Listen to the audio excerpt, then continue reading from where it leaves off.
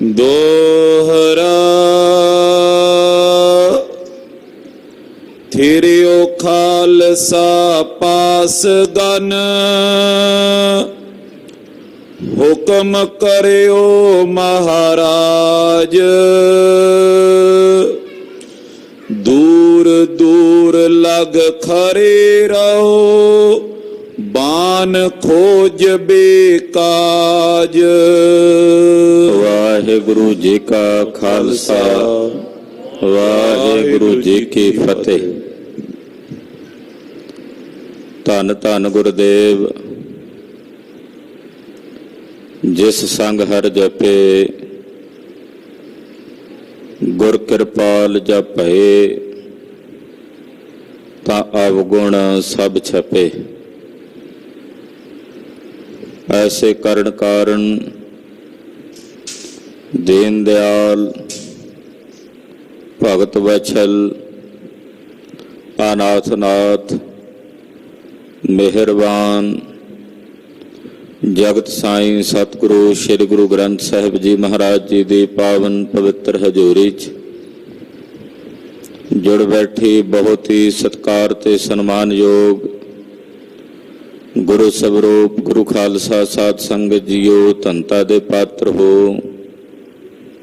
पिछले पैरां दे सजे हुए दीवानां च नौवें पातशाह तिलक जंजू दे राखे, धर्म हेत साका जिन किया, शीस दिया पर सिर न दिया। ऐसे महान सतगुरु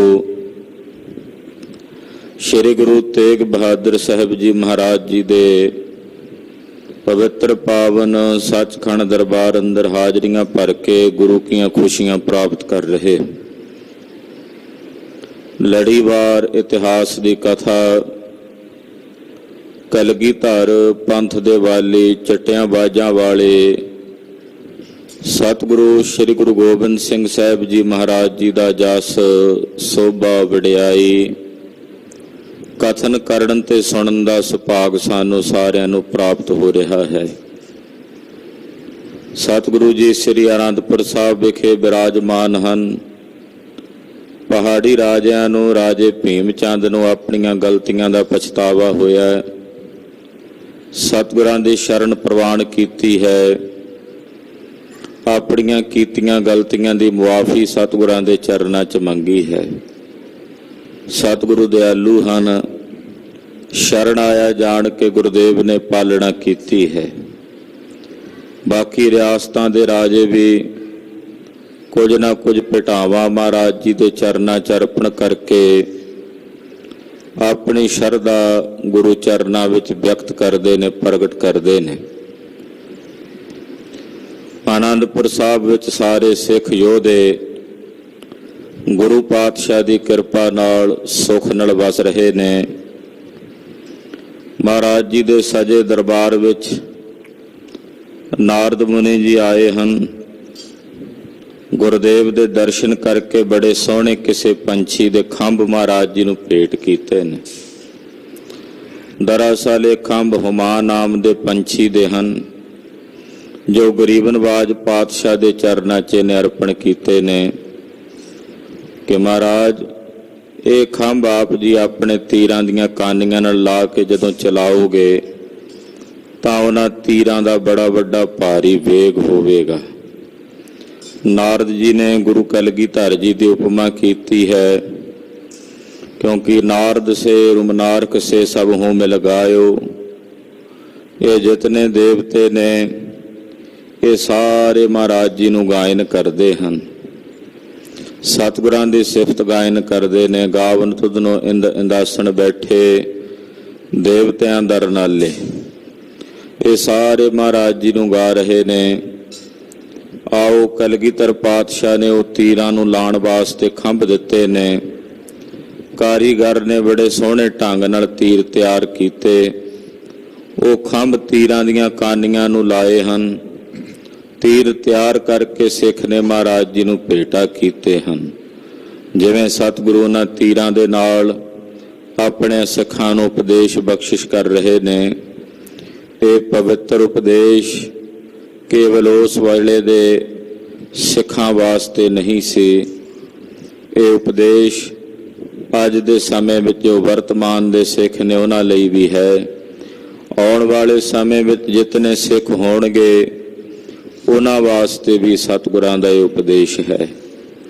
ਆਓ ਮਨ ਬਿਰਤੀਆਂ ਸਾਹਿਬੇ ਕਮਾਲ ਪੰਥ ਦੇ ਵਾਲੇ ਚਟਿਆਂ ਬਾਜਾਂ ਵਾਲੇ ਸ਼ਮਸ਼ੇਰੇ ਬਹਾਦਰ ਦੇ ਗੁਰ ਤੇ ਕੇ ਧਨੀ ਵਹ ਪ੍ਰਗਟ ਮਰਦ ਅਗੰਬੜਾ ਵਰਿਆਮ ਅਕੇਲਾ ਵਾਹੋ ਵਾਹੋ ਗੋਬਿੰਦ ਸਿੰਘ ਆਪੇ ਗੁਰ ਚੇਲਾ ਦੀਨ ਦਿਆਲ ਸਤਿਗੁਰੂ ਬਾਦਸ਼ਾਹ ਦਰਵੇਸ਼ ਗੁਰੂ ਗੋਬਿੰਦ ਸਿੰਘ ਦੇਨ ਦੁਨੀਆਂ ਦਰ ਕਮੰਦੇ ਆਫਰੀ ਰੁਖਸਾਰ ਮਾ।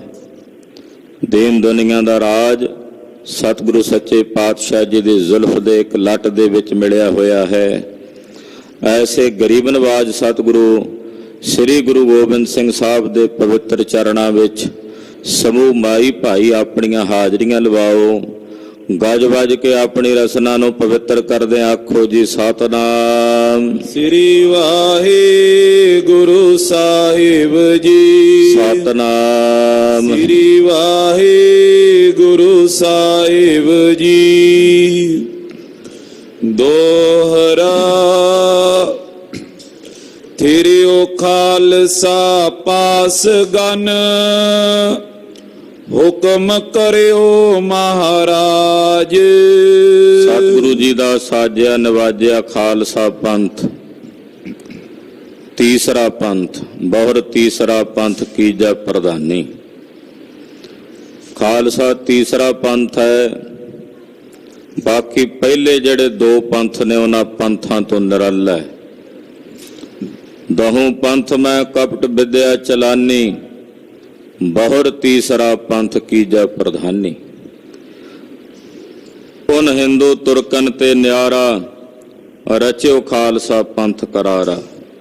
ਐਸਾ ਮਹਾਰਾਜ ਜੀ ਦਾ ਖਾਲਸਾ ਤਿਆਰ ਬਰ ਤਿਆਰ ਸਿੰਘ ਕਲਗੀਧਰ ਪਾਤਸ਼ਾਹ ਜੀ ਮਹਾਰਾਜ ਜੀ ਦੇ ਕੋਲ ਸਾਵਧਾਨ ਹੋ ਕੇ ਖੜੇ ਨੇ। ਗਰੀਬ ਨਵਾਜ ਪਾਤਸ਼ਾਹ ਜੀ ਨੇ ਸਿੰਘਾਂ ਨੂੰ ਹੁਕਮ ਕੀਤਾ ਹੈ ਦੂਰ ਦੂਰ ਲਗ ਖਰੇ ਰਹੋ ਬਾਨ ਖੋਜ ਬੇਕਾਜ। ਸਤਿਗੁਰੂ ਜੀ ਨੇ ਬਚਨ ਕੀਤਾ ਸਿੰਘੋ ਦੂਰ ਦੂਰ ਤੱਕ ਜਾ ਕੇ ਖਲੋ ਜਾਓ, ਕਿਉਂਕਿ ਉਹ ਜਿਹੜੇ ਤੀਰ ਸੀ ਜਿਹਨੂੰ ਹੁਮਾਯੂੰ ਪੰਖੀ ਦੇ ਖੰਭ ਮਹਾਰਾਜ ਜੀ ਨੇ ਲਵਾਏ ਨੂੰ ਸਤਿਗੁਰੂ ਜੀ ਨੇ ਚਲਾਣੇ ਸਨ। ਕਮਾਨ ਤੀਰ ਮਹਾਰਾਜ ਜੀ ਦੇ ਦਸਤ ਕਮਲਾਂ ਵਿੱਚ ਪਵਿੱਤਰ ਹੱਥਾਂ ਵਿੱਚ ਹੈ। ਸਿੰਘਾਂ ਨੂੰ ਹੁਕਮ ਕੀਤਾ ਦੂਰ ਦੂਰ ਤੱਕ ਜਾ ਕੇ ਖਲੋ ਜਾਵੋ ਤਾਂ ਜੋ ਇਹ ਬਾਣ ਜਿੱਥੇ ਜਾਣ ਉਹਨਾਂ ਨੂੰ ਤੁਸੀਂ ਖੋਜ ਸਕੋ। ਚੌਪਈ ਸੁਨ ਕਰ ਸਿੰਘ ਧਾਏ ਕਰ ਗਏ। ਸਤਿਗੁਰੂ ਜੀ ਦਾ ਹੁਕਮ ਸੁਣ ਕੇ ਜਿੰਨੇ ਸਿੰਘ ਸਨ ਉਹ ਸਾਰੇ ਦੂਰ ਤੱਕ ਸੱਜੇ ਖੱਬੇ ਫੈਲ ਗਏ। ਹਰੇ ਸੈਂਕੜੇ ਹੋਵਤ ਪਏ। ਸੈਂਕੜਿਆਂ ਦੀ ਗਿਣਤੀ 'ਚ ਸਿੰਘ ਦੂਰ ਦੂਰ ਤੱਕ ਜਾ ਖਲੋਤੇ ਨੇ ਕਿ ਸਤਿਗੁਰੂ ਜੀ ਜਦੋਂ ਤੀਰ ਚਲਾਉਣਗੇ ਤਾਂ ਉਹਨਾਂ ਤੀਰਾਂ ਨੇ ਕਿੱਥੇ ਪਹੁੰਚਣਾ ਕਿੱਥੇ ਡਿੱਗਣਾ ਉਹ ਲੱਭ ਕੇ ਖੋਜ ਕੇ ਲੈ ਕੇ ਆਉਣੇ ਨੇ। ਇਹ ਧਿਆਨ ਦੇ ਕੇ ਵੇਖਣ ਲਈ ਬਹੁਤ ਸਾਰੇ ਸਿੰਘ ਮਹਾਰਾਜ ਜੀ ਦੇ ਹੁਕਮ ਦੀ ਪਾਲਣਾ ਕਰਦਿਆਂ ਦੂਰ ਦੂਰ ਤੱਕ ਜਾ ਕੇ ਖਲੋ ਗਏ ਹਨ। ਪੂਰਬ ਦਿਸ਼ ਸ਼੍ਰੀ ਮੁਖ ਕੋ ਕਰਕੇ ਕਲਗੀਧਰ ਪਾਤਸ਼ਾਹ ਜੀ ਮਹਾਰਾਜ ਜੀ ਨੇ ਚੜ੍ਹਦੇ ਵਾਲੇ ਪਾਸੇ ਆਪਣਾ ਮੁਖ ਕੀਤਾ ਹੈ। ਚਾਪ ਕਠੋਰ ਆਪ ਕਰ ਧਰ ਕੇ। ਗੁਰਦੇਵ ਦੇ ਪਵਿੱਤਰ ਹੱਥਾਂ ਵਿੱਚ ਮਹਾਰਾਜ ਜੀ ਦਾ ਕਠੋਰ ਧਨਖ ਹੈ। ਉਹ ਧਨਖ ਮਹਾਰਾਜ ਜੀ ਨੇ ਕਮਾਨ ਆਪਣੇ ਹੱਥ ਵਿੱਚ ਧਾਰਨ ਕੀਤੀ ਹੈ। ਖੇਂਚਿਓ ਬਾਨ ਸੰਦ ਕੋ ਬਲ ਤੇ। ਗੁਰਦੇਵ ਨੇ ਇਹਦੀ ਤੰਦੀ ਤੇ ਤੀਰ ਚਾੜਿਆ, ਉਹੀ ਤੀਰ ਜਿਸ ਦੀ ਬਾਗੜ ਨੂੰ ਮਹਾਰਾਜ ਸੱਚੇ ਪਾਤਸ਼ਾਹ ਨੇ ਹੁਮਾਯੂੰ ਪੰਛੀ ਦੇ ਖੰਭ ਲਾਏ ਹੋਏ ਨੇ। ਉਹ ਤੀਰ ਮਹਾਰਾਜ ਜੀ ਨੇ ਕਮਾਨ ਦੀ ਤੰਦੀ ਤੇ ਚਾੜ ਕੇ ਕੰਨਾਂ ਤੱਕ ਖਿੱਚਿਆ ਹੈ। ਸਕਲ ਬਿਲੋਕਤ ਹੈ ਤਿਸ ਚਲਤੇ। ਸਾਰੇ ਸਿੰਘਾਂ ਦੀ ਨਿਗਾਹ ਉਸ ਤੀਰ ਦੇ ਵੱਲ ਹੈ। ਚਲਦੇ ਹੋਏ ਤੀਰ ਨੂੰ ਸਾਰੇ ਸਿੰਘ ਵੇਖ ਰਹੇ ਨੇ ਕਿ ਨਿਗਾਹ ਰੱਖਦੇ ਨੇ ਕਿ ਕਿਸ ਪਾਸੇ ਤੀਰ ਜਾਂਦਾ ਤੇ ਕਿੱਥੇ ਜਾ ਕੇ ਡਿੱਗਦਾ ਹੈ। ਕਯੋ ਗੁਰੂ ਦੇਖੋ ਨਭ ਜੈ ਹੈ। ਮਹਾਰਾਜ ਜੀ ਨੇ ਹੁਕਮ ਕੀਤਾ, ਸਿੰਘੋ ਆਕਾਸ਼ ਵਿੱਚ ਨਿਗਾਹ ਰੱਖਿਓ ਆਪਣੀ। ਇਹ ਤੀਰ ਆਕਾਸ਼ ਵਾਲੇ ਪਾਸੇ ਜਾਏਗਾ, ਸਾਰਿਆਂ ਨੇ ਆਕਾਸ਼ ਵਿੱਚ ਆਪਣੀ ਨਿਗਾਹ ਰੱਖਣੀ ਹੈ। ਰਾਖੋ ਦ੍ਰਿਸ਼ਟ ਤਰੇ ਉਤਰੇ ਹੈ। ਤੇ ਆਕਾਸ਼ ਵਿੱਚ ਜਾਏਗਾ ਜਦੋਂ ਤੀਰ, ਤੇ ਫਿਰ ਨਿਗਾਹ ਰੱਖਿਓ ਆਪਣੀ ਪੂਰੀ, ਕਿਉਂਕਿ ਫਿਰ ਇਹ ਤੀਰ ਉੱਥੋਂ ਥੱਲੇ ਵੀ ਉਤਰੇਗਾ। ਕਿੱਥੇ ਉਤਰੇਗਾ, ਕਿਸ ਜਗ੍ਹਾ ਤੇ ਉਤਰੇਗਾ, ਇਹ ਤੁਸੀਂ ਧਿਆਨ ਨਾਲ ਵੇਖਣਾ ਹੈ। ਛੋਰਿਓ ਜਬੇ ਮਹਾ ਧੁਨ ਹੋਈ। ਸਤਿਗੁਰੂ ਜੀ ਨੇ ਕਮਾਨ ਦਾ ਤੀਰ ਦਾ ਮੂੰਹ ਆਕਾਸ਼ ਵੱਲ ਕਰਕੇ ਬੜੇ ਬਲ ਨਾਲ, ਜ਼ੋਰ ਨਾਲ ਸਤਿਗੁਰੂ ਜੀ ਨੇ ਤਾਣ ਨਾਲ ਤੰਦੀ ਖਿੱਚ ਕੇ ਜਦੋਂ ਤੀਰ ਚਲਾਇਆ, ਸਤਿਗੁਰਾਂ ਦੇ ਕਮਾਨ ਵਿੱਚੋਂ ਬਹੁਤ ਜ਼ਿਆਦਾ ਚਿਰੜ ਚਿਰੜ ਦੀ ਧੁਨ ਦੀ ਆਵਾਜ਼ ਹੋਈ। ਗਰਜ ਸੁਨੀ ਸਭ ਗਮਨਿਓ ਸੋਈ। ਕਮਾਨ ਦੇ ਚੱਲਣ ਦੀ ਜਿਹੜੀ ਉਹਦੀ ਗਰਜ ਹੁੰਦੀ ਹੈ, ਤੰਦੀ ਦੀ ਲੱਠ ਦੀ ਜਿਹੜੀ ਆਵਾਜ਼ ਹੁੰਦੀ ਹੈ, ਮਹਾਰਾਜ ਜੀ ਨੇ ਜਦੋਂ ਤੀਰ ਛੱਡਿਆ, ਸਾਰੇ ਸਿੰਘਾਂ ਦੇ ਕੰਨਾਂ ਵਿੱਚ ਉਹ ਆਵਾਜ਼ ਪਈ। ਸਭ ਨੇ ਆਪਣੀ ਦ੍ਰਿਸ਼ਟੀ, ਆਪਣੀ ਨਿਗਾਹ ਉਸ ਤੀਰ ਤੇ ਲਗਾ ਕੇ ਰੱਖੀ। ਰਹੇ ਦੇਖਤੇ ਦ੍ਰਿਗਨ ਲਗਾਏ। ਜਿੰਨੀ ਨਿਗਾਹ ਆਪਣੀ ਇਕਾਗਰ ਕਰਕੇ ਲਾ ਸਕਦੇ ਸਨ, ਵੇਖ ਸਕਦੇ ਸਨ, ਸਾਰੇ ਸਿੰਘ ਆਪਣੀ ਨਿਗਾਹ ਲਾ ਕੇ ਵੇਖ ਰਹੇ ਨੇ। ਗਇਓ ਉਤੰਗ ਨ ਪਰੇ ਦਿਖਾਏ। ਆਕਾਸ਼ ਵਿੱਚ ਤੀਰ ਕੁਝ ਦੂਰੀ ਤੱਕ ਤਾਂ ਜਾਂਦਾ ਦੱਸਿਆ, ਨਜ਼ਰ ਆਇਆ।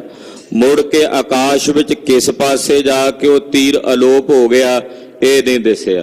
ਪਹਿਲਾਂ ਥੋੜਾ ਜਿਹਾ ਤਾਂ ਦਿਸਦਾ ਰਿਹਾ, ਆਕਾਸ਼ ਵਿੱਚ ਜਾਂਦਾ ਜਾਂਦਾ ਆਕਾਸ਼ ਵਿੱਚ ਜਾ ਕੇ ਜਦੋਂ ਕਾਫੀ ਦੂਰ ਤੱਕ ਚਲਾ ਗਿਆ, ਫਿਰ ਉਹ ਦਿਸਣੋਂ ਬੰਦ ਹੋ ਗਿਆ।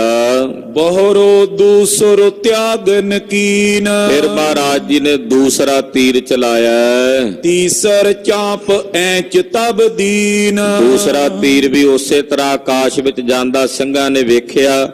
ਮੁੜ ਕੇ ਆਕਾਸ਼ ਵਿੱਚ ਬਹੁਤ ਉਚਾਈ ਤੇ ਜਾ ਕੇ ਦਿਸਣਾ। ਆਖਰਕਾਰ ਸਾਡੀ ਨਿਗਾਹ ਦੀ ਵੀ ਕੁਝ ਹੱਦ ਹੁੰਦੀ ਹੈ, ਕਿੱਥੇ ਤੱਕ ਵੇਖ ਸਕਦੀ ਹੈ। ਤੋ ਆਕਾਸ਼ ਵਿੱਚ ਕੁਝ ਦੂਰੀ ਤੇ ਜਾਣ ਤੋਂ ਬਾਅਦ ਉਹ ਤੀਰ ਦਿਸਣੋਂ ਬੰਦ ਹੋ ਗਿਆ। ਫਿਰ ਮਹਾਰਾਜ ਜੀ ਨੇ ਤੀਸਰਾ ਤੀਰ ਚਲਾਇਆ। ਤਿਮਈ ਚੌਥੇ ਦਿਓ ਚਲਾਏ। ਇਸੇ ਤਰ੍ਹਾਂ ਫਿਰ ਮਹਾਰਾਜ ਜੀ ਨੇ ਚੌਥਾ ਤੀਰ ਸੰਧ ਕੇ ਚਲਾਇਆ। ਬਹੁਰ ਪੰਚਮੋ ਗਾਜਤ ਜਾਏ। ਫਿਰ ਪੰਜਵਾਂ ਤੀਰ ਮਹਾਰਾਜ ਜੀ ਦਾ ਗੱਜਦਾ ਜਾ ਰਿਹਾ ਹੈ, ਸ਼ੌਂਕਦਾ ਜਾ ਰਿਹਾ ਹੈ। ਸਭ ਸੋ ਕਹਿ ਕਹਿ ਤਿਆਗਨ ਕਰੇ। ਮਹਾਰਾਜ ਜੀ ਸਾਰੇ ਸਿੰਘਾਂ ਨੂੰ ਆਵਾਜ਼ ਮਾਰ ਕੇ ਨਾ ਦੱਸ ਕੇ, ਆਓ ਵੇਖੋ ਸਿੰਘ ਜੀ, ਉਹ ਜਾਂਦਾ ਹੈ ਤੀਰ, ਸਾਰੇ ਨਿਗਾਹ ਨਾਲ ਧਿਆਨ ਨਾਲ ਵੇਖੋ। ਉਪਰ ਦੂਰ ਦ੍ਰਿਸ਼ਟ ਨੇ ਪਰੇ। ਪਰ ਜਦੋਂ ਤੀਰ ਬਹੁਤ ਉੱਚਾ ਚਲਿਆ ਜਾਂਦਾ ਹੈ, ਬਹੁਤ ਉਚਾਈ ਤੇ ਚਲਿਆ ਜਾਂਦਾ, ਫਿਰ ਉਹ ਦ੍ਰਿਸ਼ਟੀ ਵਿੱਚ ਨਹੀਂ ਪੈਂਦਾ, ਨਿਗਾਹ ਥੱਲੇ ਨਹੀਂ ਆਉਂਦਾ।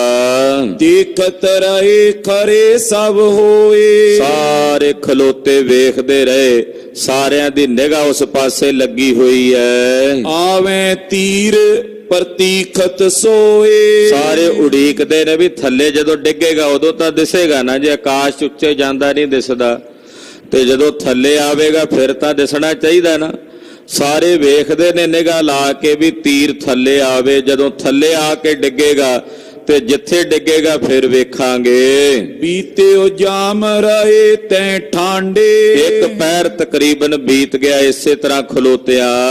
ਹਟ ਨੇ ਆਏ ਅਚਰਜ ਬਾਡੇ। ਉਹ ਤੀਰ ਜਿਹੜੇ ਸਤਿਗੁਰਾਂ ਨੇ ਆਕਾਸ਼ ਨੂੰ ਚਲਾਏ, ਉਹ ਮੁੜ ਕੇ ਜ਼ਮੀਨ ਤੇ ਨਹੀਂ ਆਏ, ਕਿਉਂਕਿ ਜ਼ਮੀਨ ਤੋਂ ਜਿੱਥੋਂ ਗੁਰਤਾ ਸ਼ਕਤੀ ਖਤਮ ਹੋ ਜਾਂਦੀ ਹੈ, ਉੱਥੋਂ ਫਿਰ ਉਹ ਤੀਰ ਥੱਲੇ ਵਾਪਸ ਕਿਵੇਂ ਆਉਂਦੇ।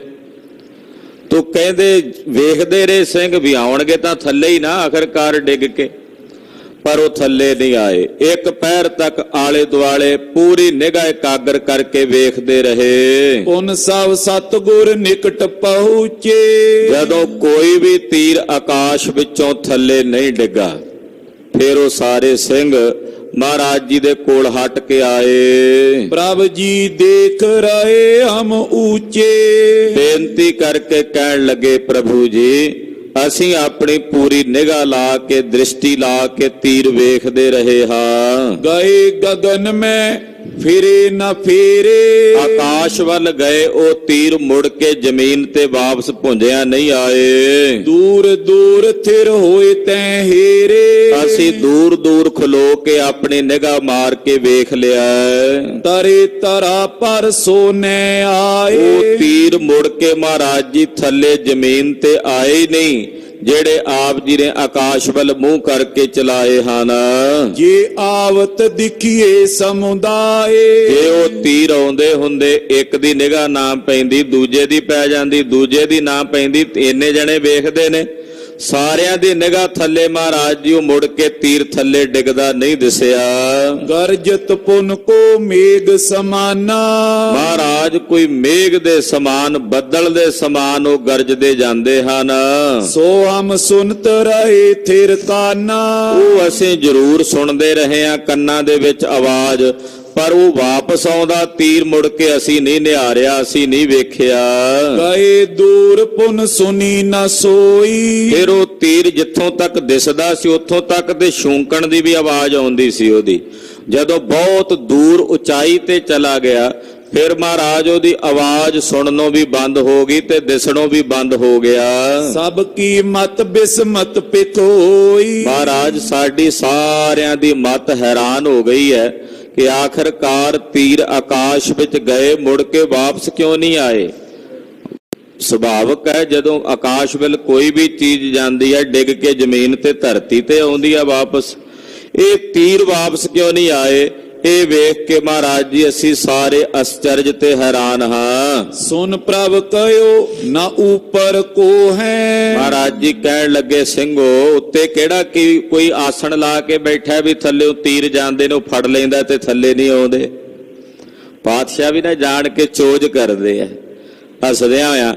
ਮਹਾਰਾਜ ਜੀ ਕਹਿੰਦੇ ਉੱਤੇ ਕੋਈ ਬੈਠਾ ਜਿਹੜਾ ਤੀਰ ਫੜੀ ਜਾਂਦਾ ਸਾਡੇ, ਵੀ ਥੱਲੇ ਜ਼ਮੀਨ ਤੇ ਨਹੀਂ ਆਉਂਦੇ। ਗਗਨ ਪੁਲਾੜ ਭਰਿਓ ਸਭ ਉਹ ਹੈ। ਇਹ ਤਾਂ ਪੁਲਾੜ ਹੈ, ਆਕਾਸ਼ ਹੈ, ਖਾਲੀ ਹੈ ਸਾਰਾ, ਤੇ ਖਾਲੀ ਜਗ੍ਹਾ ਦੇ ਵਿੱਚ ਉਹ ਤੀਰ ਕਿੱਥੇ ਜਾ ਕੇ ਗੱਡਿਆ ਜਾਂਦਾ ਵੀ ਜਿਹੜਾ ਮੁੜ ਕੇ ਥੱਲੇ ਨਹੀਂ ਆਉਂਦਾ। ਥਿਰ ਹੋਏ ਬੋ ਕੋ ਥਾਨ ਨ ਕੋਈ। ਧਿਆਨ ਨਾਲ ਵੇਖੋ ਉੱਤੇ ਆਕਾਸ਼ ਵਿੱਚ ਤਾਂ ਕੋਈ ਚੀਜ਼ ਹੈ ਨਹੀਂ ਐਸੀ ਜਿਹਦੇ ਵਿੱਚ ਜਾ ਕੇ ਉਹ ਤੀਰ ਖੁੱਭ ਜਾਂਦਾ ਤੇ ਥੱਲੇ ਨਹੀਂ ਡਿੱਗਦਾ। ਗਹੇ ਨ ਕਿਨੋ ਨਾ ਕਿਤ ਗੇ ਸੋਈ। ਨਾ ਆਕਾਸ਼ ਵਿੱਚ ਉਹ ਤੀਰ ਕਿਸੇ ਨੇ ਪਕੜੇ ਨੇ, ਨਾ ਉਹ ਕਿਤੇ ਗਏ ਦਿਸੇ ਹਨ।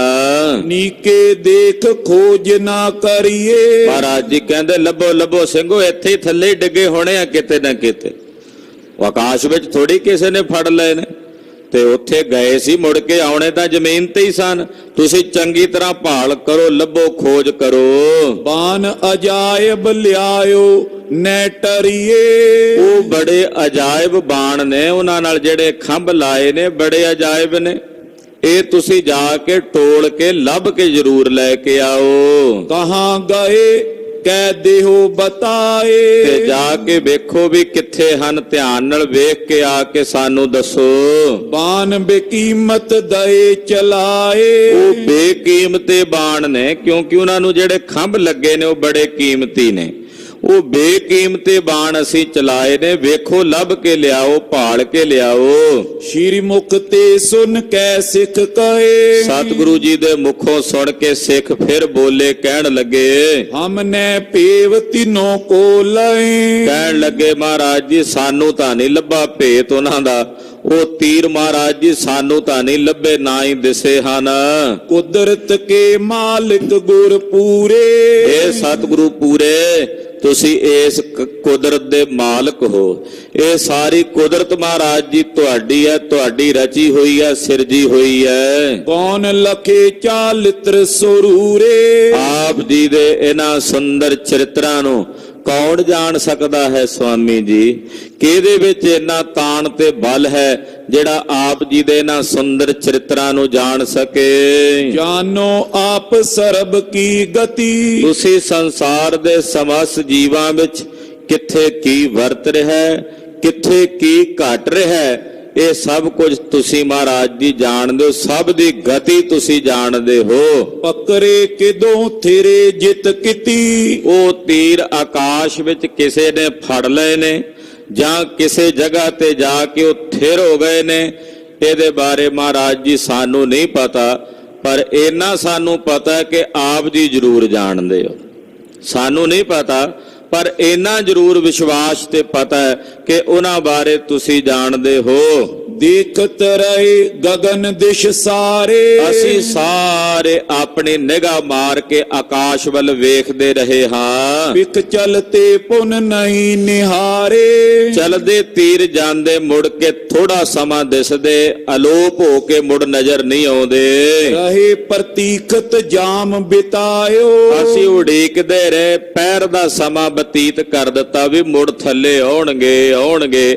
ਮਹਾਰਾਜ ਪੈਰ ਇੱਕ ਪੂਰਾ ਬਤੀਤ ਕਰ ਦਿੱਤਾ, ਉਹ ਤੀਰ ਆਕਾਸ਼ ਨੂੰ ਗਏ, ਮੁੜ ਜ਼ਮੀਨ ਤੇ ਵਾਪਸ ਨਹੀਂ ਆਏ। ਤਿਨ ਆਗਮਨ ਨਹੀਂ ਲਖ ਪਾਇਓ, ਉਹਨਾਂ ਦਾ ਆਗਮਨ ਮਹਾਰਾਜ ਜੀ ਸਾਨੂੰ ਨਹੀਂ ਪਤਾ ਲੱਗਾ। ਸ਼੍ਰੀ ਮੁਖ ਮੁਸਕਾਵਤ ਮੰਦ ਮੰਦ, ਜਦੋਂ ਸਿੰਘ ਇਸ ਤਰ੍ਹਾਂ ਕਹਿ ਰਹੇ ਸੀ, ਮਹਾਰਾਜ ਜੀ ਨਾ ਸਹਿਜੇ ਸਹਿਜੇ ਮੁਸਕਰਾਈ ਜਾਣ। ਕਲਗੀਧਰ ਸਿੰਘਾਂ ਦੇ ਬਚਨ ਸੁਣ ਕੇ ਮਹਾਰਾਜ ਜੀ ਅੱਗੋਂ ਮੁਸਕਰਾਉਂਦੇ ਹਨ। ਕਹਿਤ ਪਏ ਤੁਮ ਸੁਮਤ ਬਿਲੰਦ, ਸਤਿਗੁਰੂ ਜੀ ਬੋਲੇ, ਕਹਿਣ ਲੱਗੇ ਸਿੰਘੋ ਤੁਸੀਂ ਸਾਰੇ ਸੁਮਤਵੰਤ ਹੋ, ਸਿਆਣੇ ਹੋ। ਸਗਰੇ ਕਰੀਏ ਭਲੇ ਵਿਚਾਰਨ, ਤੁਸੀਂ ਸਾਰੇ ਸਿੰਘ ਇਸ ਗੱਲ ਦੀ ਭਲੀ ਪ੍ਰਕਾਰ ਨਾਲ ਵਿਚਾਰ ਕਰਕੇ ਵੇਖੋ। ਸਰ ਆਗਮਨ ਨਾ ਭਾ ਕਿਸ ਕਾਰਨ, ਤੁਸੀਂ ਇਸ ਗੱਲ ਦੀ ਵਿਚਾਰ ਕਰੋ ਵੀ ਉਹ ਤੀਰ ਆਖਰਕਾਰ ਵਾਪਸ ਆਏ ਕਿਉਂ ਨਹੀਂ ਜ਼ਮੀਨ ਤੇ। ਇਸ ਗੱਲ ਨੂੰ ਵਿਚਾਰੋ। ਤੁਸੀਂ ਸਾਰੇ ਸਿੰਘ ਸਿਆਣੇ ਹੋ, ਸੂਝਵਾਨ ਹੋ, ਵੀ ਆਕਾਸ਼ ਵਿੱਚ ਗਏ ਨੇ ਤੀਰ।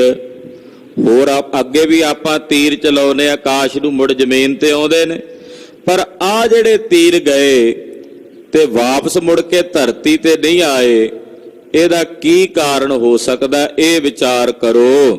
ਗਏ ਕਹਿ ਕਿਤੋਂ ਸਿਧਾਰੇ, ਉਹ ਕਿਤੇ ਗਏ ਨੇ ਚੱਲ ਕੇ ਜਾਂ ਕਿਸੇ ਨੇ ਫੜ ਲਏ ਨੇ, ਆਖਰਕਾਰ ਉਹ ਤੀਰ ਗਏ ਤੇ ਗਏ ਕਿੱਥੇ? ਜਿਸ ਤੇ ਆਵਤ ਨਹੀਂ ਨਿਹਾਰੇ, ਇਸ ਕਰਕੇ ਮੁੜ ਕੇ ਉਹ ਆਉਂਦੇ ਹੋਏ ਤੀਰ ਨਹੀਂ ਵੇਖੇ। ਤਬ ਕਰ ਜੋਰ ਖਾਲਸੇ ਕਹੇ, ਜਦੋਂ ਮਹਾਰਾਜ ਜੀ ਨੇ ਬਚਨ ਕਹੇ ਸੁਣ ਕੇ ਫਿਰ ਖਾਲਸੇ ਨੇ ਹੱਥ ਜੋੜੇ ਤੇ ਕਹਿਣ ਲੱਗੇ, ਰਾਵਰ ਸਕਲ ਸਥਲ ਗਤ ਲਈ। ਮਹਾਰਾਜ ਸਾਰੇ ਥਾਵਾਂ ਦੀ ਗਤੀ ਤੁਸੀਂ ਜਾਣਦੇ ਹੋ, ਕਿਹੜੀ ਥਾਂ ਤੇ ਕੀ ਹੁੰਦਾ ਹੈ, ਕੀ ਵਰਤ ਰਿਹਾ ਮਹਾਰਾਜ ਜੀ ਉਹ ਤੁਸੀਂ ਜਾਣਦੇ ਹੋ। ਦਾਸਨ ਕੋ ਸਰ ਗਤੀ ਬਖਾਨੋ, ਮਹਾਰਾਜ ਜੀ ਉਹਨਾਂ ਤੀਰਾਂ ਦੀ ਜਿਹੜੀ ਗਤੀ ਆ ਉਹ ਤੁਸੀਂ ਕਿਰਪਾ ਕਰਕੇ ਦੱਸੋ, ਸਾਨੂੰ ਨਹੀਂ ਪਤਾ। ਆਪ ਜੀ ਕਿਰਪਾ ਕਰਕੇ ਸਾਨੂੰ ਦੱਸੋ। ਜਿਮ ਕਿਤ ਅਟਕੇ ਪ੍ਰਭੂ ਸੋ ਜਾਨੋ, ਉਹ ਤੀਰ ਕਿੱਥੇ ਅਟਕ ਗਏ ਨੇ, ਕਿੱਥੇ ਰਹਿ ਗਏ ਨੇ, ਉਹ ਮਹਾਰਾਜ ਜੀ ਤੁਸੀਂ ਜਾਣਦੇ ਹੋ। ਸਾਡਾ ਦਿਮਾਗ ਉੱਥੇ ਤੱਕ ਨਹੀਂ ਪਹੁੰਚਦਾ, ਤੁਸੀਂ ਆਪ ਕਿਰਪਾ ਕਰਕੇ ਸਾਨੂੰ ਦੱਸ ਦਿਓ ਦਿਆਲੂ ਸਤਿਗੁਰੂ। ਲਾਲਸ ਲਕੀ ਖਾਲਸੇ ਕੇਰੀ, ਜਦੋਂ ਸਿੰਘਾਂ ਨੇ ਇਸ ਤਰ੍ਹਾਂ ਆਪਣੀ ਲਾਲਸਾ ਪ੍ਰਗਟ ਕੀਤੀ ਜਾਣਨ ਦੀ ਕਿ ਮਹਾਰਾਜ ਤੁਸੀਂ ਆਪ ਕਿਰਪਾ ਕਰਕੇ ਸਾਨੂੰ ਜਾਣਕਾਰੀ ਦਿਓ। ਸ਼੍ਰੀ ਮੁਖ ਉਚਰਤ ਭੇ ਤਿਸ ਬੇਰੀ, ਉਸ ਵੇਲੇ ਫਿਰ ਦਿਆਲੂ ਕਿਰਪਾਲੂ ਦਇਆਨਿਧ ਸੁਆਮੀ ਜੀ ਬੋਲੇ, ਆਪਣਾ ਪਵਿੱਤਰ ਅੰਮ੍ਰਿਤ ਜੈਸਾ ਚੰਦਰਮਾ ਜੈਸਾ ਮੁਖ ਮੰਡਲ ਖੋਲਿਆ ਔਰ ਉਹਦੇ ਵਿੱਚੋਂ ਅੰਮ੍ਰਿਤ ਰੂਪੀ ਬਾਣੀ ਬੋਲੀ ਹੈ। ਇਹ ਤੁਮ ਕੋ ਦ੍ਰਿਸ਼ਟਾਂਤ ਦਿਖਾਇਓ, ਮਹਾਰਾਜ ਜੀ ਕਹਿੰਦੇ ਸਿੰਘੋ ਅਸੀਂ ਤੁਹਾਨੂੰ ਇਹਨਾਂ ਤੀਰਾਂ ਦੇ ਨਾਲ ਇੱਕ ਦ੍ਰਿਸ਼ਟਾਂਤ ਵਿਖਾਇਆ, ਤੁਹਾਨੂੰ ਅਸੀਂ ਇੱਕ ਦ੍ਰਿਸ਼ਟਾਂਤ ਵਿਖਾਇਆ, ਇੱਕ ਉਦਾਹਰਣ ਜਿਹੜੀ ਆ ਉਹ ਤੁਹਾਡੇ ਸਾਹਮਣੇ ਰੱਖੀ ਹੈ। ਦ੍ਰਿਸ਼ਟਾਂਤ ਅਬ ਸੁਨੋ ਸੁਹਾਇਓ, ਕੀ ਦ੍ਰਿਸ਼ਟਾਂਤ ਹੈ? ਇਸ ਤੀਰ ਦੇ ਨਾਲ ਅਸੀਂ ਤੁਹਾਨੂੰ ਦ੍ਰਿਸ਼ਟਾਂਤ ਦੱਸਿਆ, ਤੇ ਉਹ ਦ੍ਰਿਸ਼ਟਾਂਤ ਕੀ ਹੈ ਉਹ ਸੁਣੋ, ਅਸੀਂ ਸੁਣਾਉਂਦੇ ਹਾਂ। ਪਰ ਹਮਾਉ ਸੰਗ ਲਾਗਿਓ ਕਾਨ, ਸਿੰਘੋ ਉਹ ਜਿਹੜੇ ਖੰਭ ਲੱਗੇ ਸੀ ਨਾ, ਨਾਰਦ ਜੀ ਨੇ ਲਿਆ ਕੇ ਭੇਟ ਕੀਤੇ ਸੀ, ਉਹ ਖੰਭ ਹੁਮਾਯੂੰ ਨਾਮ ਦੇ ਪੰਛੀ ਦੇ ਹਨ। ਹੁਮਾ ਨਾਮ ਦੇ ਪੰਛੀ ਦਾ ਜ਼ਿਕਰ ਕਲਗੀਧਰ ਨੇ ਆਪਣੀ ਬਾਣੀ ਵਿੱਚ ਸ੍ਰੀ ਦਸਮ ਗ੍ਰੰਥ ਸਾਹਿਬ ਵਿੱਚ ਕੀਤਾ। ਅਨਲ ਆਕਾਸ਼ ਪੰਛੀ ਡੋਲਵੋ ਕਰਤ ਹੈ, ਅਨਲ ਪੰਛੀ ਵੀ ਇਹਨੂੰ ਕਹਿੰਦੇ ਹਨ, ਹੁਮਾਯੂੰ ਵੀ ਕਹਿੰਦੇ ਹਨ। ਹੁਮਾ ਨਾਮ ਦਾ ਜਿਹੜਾ ਉਹ ਪੰਛੀ ਹੈ, ਉਹਦੇ ਖੰਭ ਸਨ ਜਿਹੜੇ ਇਹਨਾਂ ਤੀਰਾਂ ਦੀਆਂ ਕਾਨੀਆਂ ਨੂੰ ਲਾਏ ਹੋਏ ਸੀ। ਹਮ ਤਨੁਖ ਜੋਰ ਤਜਿਓ ਬਰਬਾਨ, ਅਸੀਂ ਉਹ ਖੰਭ ਆਪਣੀ ਕਮਾਨ ਦੇ ਤੀਰ ਨਾਲ ਜੋੜ ਕੇ, ਆਪਣੇ ਕਮਾਨ ਦੀ ਤੀਰ ਨਾਲ ਜੋੜ ਕੇ ਕਮਾਨ ਦੀ ਤੰਦੀ ਦੇ ਜ਼ੋਰ ਨਾਲ ਉਹਨਾਂ ਨੂੰ ਚਲਾਇਆ ਤੇ ਛੱਡਿਆ। ਸੋ ਖਗ ਆਪਣੇ ਦੇਸ਼ ਮਝਾਰਾ, ਉਹ ਜਿਹੜੇ ਖੰਭ ਨੇ ਉਸ ਤੀਰ ਨੂੰ ਬਿਲਕੁਲ ਉਸ ਦੇਸ਼ ਵਿੱਚ ਲੈ ਗਏ ਨੇ ਜਿਸ ਦੇਸ਼ ਵਿੱਚ ਉਹ ਹੁਮਾ ਨਾਮ ਦਾ ਪੰਛੀ ਰਹਿੰਦਾ। ਐਸਾ ਕਿਹਾ ਜਾਂਦਾ ਵੀ ਜਿਹੜਾ ਹੁਮਾ ਪੰਛੀ ਆ ਉਹ ਜ਼ਮੀਨ ਤੇ ਨਹੀਂ ਆਉਂਦਾ, ਆਕਾਸ਼ ਵਿੱਚ ਹੀ ਰਹਿੰਦਾ। ਇੱਥੋਂ ਤੱਕ ਕਿ ਉਹ ਆਪਣੇ ਆਂਡੇ ਵੀ ਆਕਾਸ਼ ਵਿੱਚ ਹੀ ਦਿੰਦਾ ਤੇ ਉਹਦੇ ਵਿੱਚੋਂ ਹੀ ਪੰਛੀ ਫੁੱਟਦੇ ਨੇ, ਮੁੜ ਕੇ ਆਕਾਸ਼ 'ਚ ਹੀ ਚਲੇ ਜਾਂਦੇ ਨੇ, ਥੱਲੇ ਜ਼ਮੀਨ ਤੇ ਨਹੀਂ ਆਉਂਦਾ। ਜਦੋਂ ਉਹਦੇ ਖੰਭ ਜ਼ਮੀਨ ਤੇ ਆਏ, ਤੀਰ ਦੀ ਕਾਨੀ ਨਾਲ ਲੱਗੇ ਤੇ ਕਮਾਨ ਦੀ ਤੰਦੀ ਤੇ ਚਾੜ ਕੇ ਚਲਾਏ, ਉਹ ਖੰਭ ਜਿਹੜੇ ਸਨ ਉਸ ਤੀਰ ਨੂੰ ਉਸ ਦੇਸ਼ ਵਿੱਚ ਲੈ ਗਏ ਜਿੱਥੇ ਉਹ ਹੁਮਾਯੂੰ ਪੰਛੀ ਵਿਚਰਦਾ, ਜਿੱਥੇ ਉਹ ਹੁਮਾਯੂੰ ਪੰਛੀ ਉੱਡਦਾ ਹੈ। ਲੈ ਗਮਨਿਓ ਸਰ ਤਰੇ ਨ ਡਾਰਾ, ਉਹ ਖੰਭ ਉਹਨੂੰ ਉੱਥੇ ਹੀ ਲੈ ਗਏ ਨੇ ਉਡਾ ਕੇ ਜਿੱਥੇ ਉਹ ਹੁਮਾ ਪੰਛੀ ਉਡਾਰੀਆਂ ਮਾਰਦਾ ਹੈ। ਉਹ ਕਪਤੀਰ ਮੁੜ ਕੇ ਥੱਲੇ ਜ਼ਮੀਨ ਤੇ ਨਹੀਂ ਡਿੱਗੇ, ਨਹੀਂ ਆਏ। ਤਿਮ ਗੁਰਬਾਨੀ ਕੇ ਸੰਗ ਲਾਗਾ, ਪਾਤਸ਼ਾਹ ਕਹਿੰਦੇ ਹੈ ਦ੍ਰਿਸ਼ਟਾਂਤ ਇਸੇ ਤਰ੍ਹਾਂ ਜਿਹੜੀ ਇਹ ਗੁਰਬਾਣੀ ਹੈ ਨਾ, ਇਹ ਸੱਚਖੰਡ ਤੋਂ ਆਈ ਨਿਰੰਕਾਰ ਦੀ ਬਾਣੀ ਹੈ। ਇਹ ਖੰਭ ਸਮਝ ਲਓ ਤੁਸੀਂ, ਗੁਰਬਾਣੀ ਜਿਹੜੀ ਹੈ ਨਾ ਇਹ ਖੰਭ ਸਮਝ ਲਓ, ਖੰਭ ਜਾਣ ਲਓ, ਕਿਉਂਕਿ ਇਹ ਜਿਹੜੀ ਗੁਰਬਾਣੀ ਹੈ ਇਹ ਆਕਾਸ਼ ਵਿੱਚੋਂ ਸੱਚਖੰਡ 'ਚ ਉਤਰੀ ਹੈ। ਆਕਾਸ਼ ਦਾ ਮਤਲਬ ਸੱਚਖੰਡ, ਨਿਰੰਕਾਰ ਦੇ ਘਰ ਵਿੱਚੋਂ ਆਈ ਹੈ। ਤਦੇ ਮਹਾਰਾਜ ਪੰਜਵੇਂ ਪਾਤਸ਼ਾਹ ਨੇ ਕਿਹਾ, ਤੁਰ ਕੀ ਬਾਣੀ ਆਈ ਤਿਨ ਸਗਲੀ ਚਿੰਤ ਮਿਟਾਈ। ਜਗਤ ਗੁਰੂ ਬਾਬਾ ਜੀ ਵੀ ਕਹਿੰਦੇ, ਜੈਸੀ ਮੈਂ ਆਵੈ ਖਸਮ ਕੀ ਬਾਣੀ ਤੈਸੜਾ ਕਰੀ ਗਿਆਨ ਵੇ ਲਾਲੋ, ਜੈਸੀ ਮੈਂ ਆਵੈ। ਯਾਨੀ ਕਿ ਆਉਂਦੀ ਹੈ ਕਿਤੋਂ, ਜਿੱਥੋਂ ਆਉਂਦੀ ਆ ਉਹ ਧੁਰ ਦਰਗਾਹ ਹੈ, ਉਹ ਧੁਰ ਕੀ ਬਾਣੀ। ਕਹਿੰਦੇ ਬਾਣੀ ਨਿਰੰਕਾਰ ਦੇ ਦੇਸ਼ ਵਿੱਚੋਂ ਆਈ ਆ, ਵਾਹੋ ਵਾਹੋ ਬਾਣੀ ਨਿਰੰਕਾਰ ਹੈ। ਇਹ ਨਿਰੰਕਾਰ ਦੇ ਦੇਸ਼ ਵਿੱਚੋਂ ਨਿਰੰਕਾਰੀ ਬਾਣੀ ਉਤਰੀ ਹੈ। ਇਹ ਤੁਸੀਂ ਇਸ ਤਰ੍ਹਾਂ ਜਾਣ ਲਓ ਵੀ ਖੰਭ ਨੇ ਤੇ ਇਹ ਗੁਰਬਾਣੀ ਦੇ ਨਾਲ ਜਿਹੜੇ ਲੱਗ ਜਾਂਦੇ ਆ ਕਾਨੀ ਬਣ ਕੇ, ਜਿਵੇਂ ਖੰਭਾਂ ਨਾਲ ਇਹ ਕਾਨੀ ਲੱਗੀ ਨਾ ਤੀਰ ਦੀ, ਤੇ ਖੰਭ ਉੱਥੇ ਹੀ ਲੈ ਗਏ ਜਿੱਥੋਂ ਆਏ ਸੀ ਤੀਰ ਨੂੰ, ਮੁੜ ਕੇ ਤੀਰ ਜ਼ਮੀਨ ਤੇ ਨਹੀਂ ਆਇਆ। ਇਸੇ ਤਰ੍ਹਾਂ ਗੁਰਬਾਣੀ ਦੇ ਨਾਲ ਜਿਹੜੇ ਮਾਈ ਭਾਈ ਲੱਗ ਗਏ, ਜਿਹੜੇ ਮਾਈ ਭਾਈ ਨੇ ਗੁਰਬਾਣੀ ਦਾ ਪੱਲਾ ਫੜ ਲਿਆ, ਗੁਰਬਾਣੀ ਦੇ ਨਾਲ ਜੁੜ ਗਏ, ਜਿਨ੍ਹਾਂ ਨੇ ਗੁਰੂ ਕੀ ਬਾਣੀ ਨੂੰ ਆਪਣੇ ਜੀਵਨ ਦਾ ਆਧਾਰ ਬਣਾ ਲਿਆ। ਮੈਂ ਗੁਰਬਾਣੀ ਆਧਾਰ ਹੈ, ਗੁਰਬਾਣੀ ਲਾਗ ਰਹਾਓ। ਜਿਹੜੇ ਗੁਰਬਾਣੀ ਦੇ ਨਾਲ ਜੁੜ ਕੇ ਗੁਰਬਾਣੀ ਦੇ ਨਾਲ ਇੱਕ ਬਿਕ ਹੋ ਗਏ, ਪਠਤ ਸੁਨਤ ਜੋ ਕਰ ਅਨੁਰਾਗਾ, ਜਿਹੜੇ ਅਨੁਰਾਗ ਨਾਲ ਪ੍ਰੇਮ ਨਾਲ ਇਸ ਪਾਵਨ ਬਾਣੀ ਨੂੰ ਪੜ੍ਹਦੇ ਨੇ, ਫਿਰ ਜੇ ਪੜ੍ਹ ਨਹੀਂ ਸਕਦੇ ਤੇ ਜਾਂ ਸੁਣਦੇ ਹਨ। ਸੋ ਬਾਣੀ ਪਾਠਕ ਲੈ ਜਾਏ, ਇਹ ਪਵਿੱਤਰ ਪਾਵਨ ਬਾਣੀ ਜਿਹੜੀ ਹੈ ਨਾ, ਜਿਹੜੇ ਬਾਣੀ ਪੜਨ ਵਾਲੇ ਜਾਂ ਸੁਣਨ ਵਾਲੇ ਨੇ, ਇਹ ਬਾਣੀ ਉਹਨਾਂ ਨੂੰ ਉੱਥੇ ਲੈ ਜਾਂਦੀ ਹੈ ਜਿੱਥੋਂ ਇਹ ਬਾਣੀ ਆਈ ਹੈ। ਆਖੋ ਸਤਿਨਾਮ ਸ੍ਰੀ ਵਾਹਿਗੁਰੂ। ਨਿਰੰਕਾਰ 'ਚ ਇਹ ਭੇਦ ਕਰ ਦਿੰਦੀ ਹੈ ਇਹ ਬਾਣੀ, ਨਿਰੰਕਾਰ ਦੇ ਘਰੋਂ। ਜਿਵੇਂ ਹੁਮਾਯੂੰ ਪੰਛੀ ਦੇ ਖੰਭ ਆਏ, ਉਹ ਕਾਨੀਆਂ ਨੂੰ ਤੀਰਾਂ ਨੂੰ ਨਾਲ ਹੀ ਲੈ ਗਏ, ਜਿਹੜੇ ਜੁੜ ਗਏ ਤੀਰਾਂ ਦੇ ਨਾਲ, ਉੱਥੇ ਹੀ ਲੈ ਗਏ ਜਿੱਥੇ ਪੰਛੀ ਹੁੰਦਾ। ਇਸੇ ਤਰ੍ਹਾਂ ਇਹ ਗੁਰਬਾਣੀ ਨਿਰੰਕਾਰ ਦੇ ਘਰੋਂ ਉਤਰੀ ਹੈ, ਤੇ ਜਿਹੜੇ ਗੁਰਬਾਣੀ ਦੇ ਪਾਠਕ ਨੇ, ਗੁਰਬਾਣੀ ਦੇ ਸਰੋਤੇ ਨੇ, ਇਹ ਗੁਰਬਾਣੀ ਉਹਨਾਂ ਨੂੰ ਉੱਥੇ ਹੀ ਲੈ ਕੇ ਭੇਦ ਕਰ ਦਿੰਦੀ ਹੈ ਜਿੱਥੋਂ ਇਹ ਗੁਰਬਾਣੀ ਉਤਰੀ ਹੈ।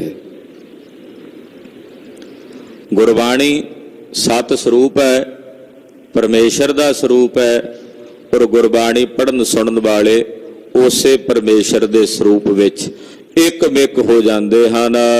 ਦੇਸ਼ ਗੁਰੂ ਕੋ ਹਿਰਦਾ ਸੁਹਾਏ, ਇਹ ਸਮਝ ਲਓ ਵੀ ਜਿਹੜਾ ਦੇਸ਼ ਕਿਹੜਾ, ਗੁਰੂ ਦਾ ਹਿਰਦਾ, ਸਤਿਗੁਰਾਂ ਦਾ ਹਿਰਦਾ ਹੈ, ਕਿਉਂਕਿ ਉੱਥੋਂ ਆਈ ਹੈ ਨਾ ਬਾਣੀ। ਧੁਰ ਦਾ ਮਤਲਬ ਉਹ ਹਿਰਦਾ ਜਿੱਥੋਂ ਸਤਿਗੁਰਾਂ ਦੇ ਹਿਰਦੇ ਚੋਂ ਆਈ ਹੈ ਬਾਣੀ। ਉਹ ਦੇਸ਼ ਹੈ ਉਸ ਦੇਸ਼ ਵਿੱਚੋਂ ਇਹ ਬਾਣੀ ਉਤਰੀ ਹੈ। ਨਿਜ ਸੰਗੀ ਤੈ ਕਰੇ ਪੁਚਾਵਨ। ਤੇ ਜਿਹੜੇ ਇਸ ਗੁਰਬਾਣੀ ਦੇ ਸੰਗੀ ਹੁੰਦੇ ਨੇ ਉਹ ਸਤਿਗੁਰਾਂ ਦੇ ਉਸੇ ਹਿਰਦੇ ਰੂਪੀ ਸਥਾਨ ਦੇ ਵਿੱਚ ਜਾ ਵਸਦੇ ਹਨ। ਜਹਾਂ ਬੌਰ ਨਹੀਂ ਆਵਨ ਜਾਵਨ। ਜਿਵੇਂ ਤੀਰ ਆਕਾਸ਼ ਵਿੱਚ ਗਿਆ ਮੁੜ ਧਰਤੀ ਤੇ ਨਹੀਂ ਨਾ ਆਇਆ, ਏਦਾਂ ਜਿਹੜੇ ਗੁਰਬਾਣੀ ਨਾਲ ਜੁੜ ਕੇ ਉਸ ਨਿਰੰਕਾਰ ਦੇ ਵਿੱਚ ਅਭੇਦ ਹੋ ਗਏ, ਉਹ ਮੁੜ ਕੇ ਇਸ ਧਰਤੀ ਤੇ ਜੰਮਣ ਮਰਨ ਦੇ ਚੱਕਰਾਂ ਵਿੱਚ ਨਹੀਂ ਆਉਂਦੇ। ਉਹ ਜਨਮ ਮਰਨ ਵਿੱਚ ਨਹੀਂ ਆਉਂਦੇ, ਉਹਨਾਂ ਨੂੰ ਮੁੜ ਧਰਤੀ ਦੇ ਉੱਤੇ ਆ ਕੇ 84 ਦੇ ਗੇੜ ਵਿੱਚ ਨਹੀਂ ਭਟਕਣਾ ਪੈਂਦਾ। ਸ੍ਰੀ ਸਤਿਗੁਰ ਸਨ ਦੇਤ ਮਿਲਾਏ। ਇਹ ਗੁਰਬਾਣੀ ਸਤਿਗੁਰਾਂ ਨਾਲ ਹੀ ਮਿਲਾ ਦਿੰਦੀ ਆ ਸਿੱਖ ਨੂੰ, ਸਤਿਗੁਰਾਂ ਦੇ ਨਾਲ ਹੀ ਇੱਕ ਮਿਕ ਕਰ ਦਿੰਦੀ ਆ, ਭੇਦ ਕਰ ਦਿੰਦੀ ਹੈ। ਬੜ ਆਨੰਦ ਮੈਂ ਰਹੇ ਸਮਾਏ। ਇੱਕ ਵੱਡੇ ਘਣਾ ਆਨੰਦ ਵਿੱਚ, ਪਰਮ ਆਨੰਦ ਵਿੱਚ ਸਿੱਖ ਗੁਰਬਾਣੀ ਨੂੰ ਪੜ੍ਹਦਿਆਂ ਸੁਣਦਿਆਂ ਸਮਾ ਜਾਂਦਾ ਹੈ। ਔਰ ਉਹ ਆਨੰਦ ਜਿੱਥੇ ਜਾ ਕੇ ਗੁਰਸਿੱਖ ਸਮਾਉਂਦਾ ਉਹ ਸ਼ਬਦਾਂ ਵਿੱਚ ਬਿਆਨ ਨਹੀਂ ਹੋ ਸਕਦਾ। ਪੰਖੀ ਗੁਰੂ ਸੋ ਪੰਖ ਸ਼ਬਦ ਗਨ। ਸਤਿਗੁਰੂ ਪੰਛੀ ਸਮਝ ਲਓ, ਤੇ ਜਿਹੜੇ ਸਤਿਗੁਰਾਂ ਦੇ ਸ਼ਬਦ ਨੇ ਉਹ ਸਤਿਗੁਰੂ ਜੀ ਰੂਪੀ ਪੰਛੀ ਦੇ ਖੰਭ ਨੇ। ਜਿਹੜੇ ਖੰਭ ਸਿੱਖ ਦੇ ਤਨ ਨੂੰ ਜਦੋਂ ਲੱਗ ਜਾਣ ਤੇ ਫਿਰ ਉਹ ਸਿੱਖ ਵੀ ਉਸੇ ਦੇਸ਼ 'ਚ ਉਡਾਰੀਆਂ ਤੇ ਤਾਰੀਆਂ ਮਾਰਦਾ ਜਿੱਥੇ ਸਤਿਗੁਰਾਂ ਦਾ ਵਾਸਾ ਹੈ। ਜਿਸ ਦੇਸ਼ ਵਿੱਚ ਗੁਰੂ ਜੀ ਵਸਦੇ ਨੇ ਫਿਰ ਉਸੇ ਦੇਸ਼ ਵਿੱਚ ਸਿੱਖ ਜਾ ਕੇ ਤਾਰੀਆਂ ਮਾਰਦਾ, ਉੱਥੇ ਹੀ ਪਹੁੰਚਦਾ ਹੈ। ਦਸਮ ਦੁਆਰਾ ਅਗਮ ਅਪਾਰਾ ਪਰਮ ਪੁਰਖ ਕੀ ਘਾਟੀ, ਉੱਥੇ ਜਾ ਕੇ ਸਿੱਖ ਆਨੰਦ ਮਾਣਦਾ ਹੈ। ਸਿੱਖ ਸਰ ਸੰਗ ਲਗੇ ਜਿਸ ਕੇ ਮਨ। ਏਦਾਂ ਕਹਿ ਲਈਏ ਵੀ ਸਿੱਖ ਤੀਰ ਹੈ, ਤੇ ਜਿਹੜੇ ਸਿੱਖ ਰੂਪੀ ਤੀਰ ਨਾਲ ਗੁਰਬਾਣੀ ਦੇ ਖੰਭ ਲੱਗ ਗਏ। ਜਨਮ ਮਰਨ ਜੁਗ ਰਾਗ ਅਰ ਦ્વੈਸ਼। ਉਹ ਜਨਮ ਮਰਨ ਔਰ ਰਾਗ ਤੇ ਦ્વੈਸ਼ ਜਿਹੜੀਆਂ ਇਹ ਦੁਬਦਾ ਦੀਆਂ ਬਿਰਤੀਆਂ ਹਨ। ਹਰਖ ਸੋਗ ਕੋ ਜਹਾਂ ਨ ਲੇਸ਼। ਹਰਖ ਤੇ ਸੋਗ ਦਾ ਜਿਹੜਾ ਇਹ ਦਵੰਦ ਹੈ ਉੱਥੇ ਨਹੀਂ ਹੁੰਦਾ ਜਿੱਥੇ ਸਿੱਖ ਗੁਰਬਾਣੀ ਨਾਲ ਜੁੜ ਕੇ ਪਹੁੰਚ ਜਾਂਦਾ। ਉੱਥੇ ਨਾ ਹਰਖ ਹੈ, ਨਾ ਸੋਗ ਹੈ, ਨਾ ਜਨਮ ਹੈ, ਨਾ ਮਰਨ ਹੈ, ਨਾ ਸੁਖ ਦੁੱਖ ਦਾ ਭਾਵ ਹੈ। ਉੱਥੇ ਤਾਂ ਸਦਾ ਆਨੰਦ ਹੀ ਆਨੰਦ ਹੈ। ਗੁਰ ਪੰਖੀ ਕੋ ਬਾਸਾ ਤਹਾਂ। ਜਿੱਥੇ ਗੁਰੂ ਪੰਛੀ ਦਾ ਵਾਸਾ ਹੈ, ਭਾਵ ਜਿੱਥੇ ਗੁਰੂ ਵਸਦਾ ਹੈ। ਇਕ ਰਸ ਆਨੰਦ ਉਦਤ ਨਿਤ ਜਹਾਂ। ਉੱਥੇ ਸਦਾ ਇੱਕ ਰਸ ਆਨੰਦ ਉਦਤ ਹੁੰਦਾ, ਪ੍ਰਗਟ ਹੁੰਦਾ ਹੈ। ਜੈ ਪ੍ਰਣਾਮ ਨਾ ਹੋਤ ਕਦਾਈ। ਜਿੱਥੇ ਕਦੇ ਪ੍ਰਣਾਮ ਨਹੀਂ ਹੁੰਦਾ। ਪ੍ਰਣਾਮ, ਇਹ ਦੁਨੀਆ ਪ੍ਰਣਾਮੀ ਹੈ, ਆਪਾਂ ਸਾਰੇ ਪ੍ਰਣਾਮੀਆਂ ਬਦਲਦੇ ਹਾਂ। ਪ੍ਰਣਾਮੀ ਜਿਹੜੀ ਚੀਜ਼ ਪ੍ਰਣਾਮੀ ਹੋਵੇਗੀ ਉਹ ਬਿਨਸੇਗੀ, ਇਹ ਸੁਭਾਵਕ ਹੈ। ਪਰ ਜਿੱਥੇ ਗੁਰੂ ਸਾਹਿਬ ਰਹਿੰਦੇ ਨੇ ਉੱਥੇ ਕਦੇ ਕੋਈ ਪ੍ਰਣਾਮ ਨਹੀਂ। ਪ੍ਰਣਾਮ ਦਾ ਮਤਲਬ ਉੱਥੇ ਕਦੇ ਕੁਝ ਤਬਦੀਲ ਨਹੀਂ ਹੁੰਦਾ, ਬਦਲਦਾ ਨਹੀਂ, ਸਦਾ ਇੱਕ ਰਸ ਅਵਸਥਾ ਰਹਿੰਦੀ ਹੈ। ਅਸੀਂ ਸਾਰਾ ਦਿਨ ਬਦਲਦੇ ਹਾਂ। ਸਾਡੇ ਸਰੀਰ ਜਨਮ ਤੋਂ ਲੈ ਕੇ ਹੁਣ ਤੱਕ ਕਿੰਨਾ ਬਦਲੇ ਨੇ। ਮਰਨ ਤੱਕ ਇਦਾਂ ਦਾ ਤਾਂ ਨਹੀਂ ਰਹਿਣਾ। ਬਾਹਰੀ ਢਾਂਚਾ ਵੀ ਬਦਲਦਾ, ਅੰਦਰਲਾ ਢਾਂਚਾ ਵੀ ਜਿਹੜਾ ਸਾਡੇ ਸਰੀਰ ਦਾ ਬਦਲਦਾ। ਇਹ ਪ੍ਰਕਿਰਤੀ ਬਦਲ ਰਹੀ ਹੈ, ਕੁਦਰਤ ਬਦਲ ਰਹੀ ਹੈ, ਸਭ ਜੋ ਬਦਲਦਾ ਉਹ ਬਿਨਸਦਾ। ਪਰ ਜਿੱਥੇ ਗੁਰੂ ਪਾਤਸ਼ਾਹ ਵਸਦੇ ਨੇ ਉੱਥੇ ਤਬਦੀਲੀ ਨਹੀਂ ਹੈ, ਉਹ ਪ੍ਰਣਾਮੀ ਨਹੀਂ ਹਨ। ਇਸ ਕਰਕੇ ਉਹ ਅਬਨਾਸੀ ਥਾਂ ਹੈ। ਉਸ ਜਗ੍ਹਾ ਤੇ ਗੁਰੂ ਕਾ ਸਿੱਖ ਪਹੁੰਚ ਕੇ ਸਮਾ ਜਾਂਦਾ ਹੈ। ਤੈ ਸਿੱਖ ਸਰ ਕੋ ਦੇਤ ਪੁਚਾਈ। ਇਹ ਗੁਰਬਾਣੀ ਸਿੱਖ ਰੂਪੀ ਤੀਰ ਨੂੰ ਉਸੇ ਦੇਸ਼ ਵਿੱਚ ਪਹੁੰਚਾ ਦਿੰਦੀ ਹੈ ਜਿੱਥੇ ਗੁਰੂ ਰੂਪੀ ਪੰਛੀ ਦਾ ਵਾਸਾ ਹੈ। ਤਥਾ ਅਪਰ ਦ੍ਰਿਸ਼ਟਾਂਤ ਸੁਨੀਜੈ। ਮਹਾਰਾਜ ਜੀ ਕਹਿੰਦੇ ਹੋਰ ਦ੍ਰਿਸ਼ਟਾਂਤ ਸੁਣੋ ਇਹਦੇ ਤੇ ਗੁਰਸਿੱਖੋ। ਜਿਸ ਕੋ ਜਾਨ ਨਾਮ ਰਸ ਪੀਜੈ। ਜਿਸ ਨੂੰ ਜਾਣ ਕੇ ਤੁਸੀਂ ਨਾਮ ਦੇ ਰਸ ਵਿੱਚ ਭਿੱਜ ਜਾਓਗੇ। ਨਾਮ ਪੰਖ ਨਾਮੀ ਸੋ ਬਿਹੰਗ। ਕਹਿੰਦੇ ਨਾਮ ਖੰਭ ਨੇ ਤੇ ਜਿਹਦਾ ਨਾਮ ਜਪਣਾ ਉਹ ਪੰਛੀ ਹੈ। ਇਹ ਵੀ ਦ੍ਰਿਸ਼ਟਾਂਤ ਹੈ।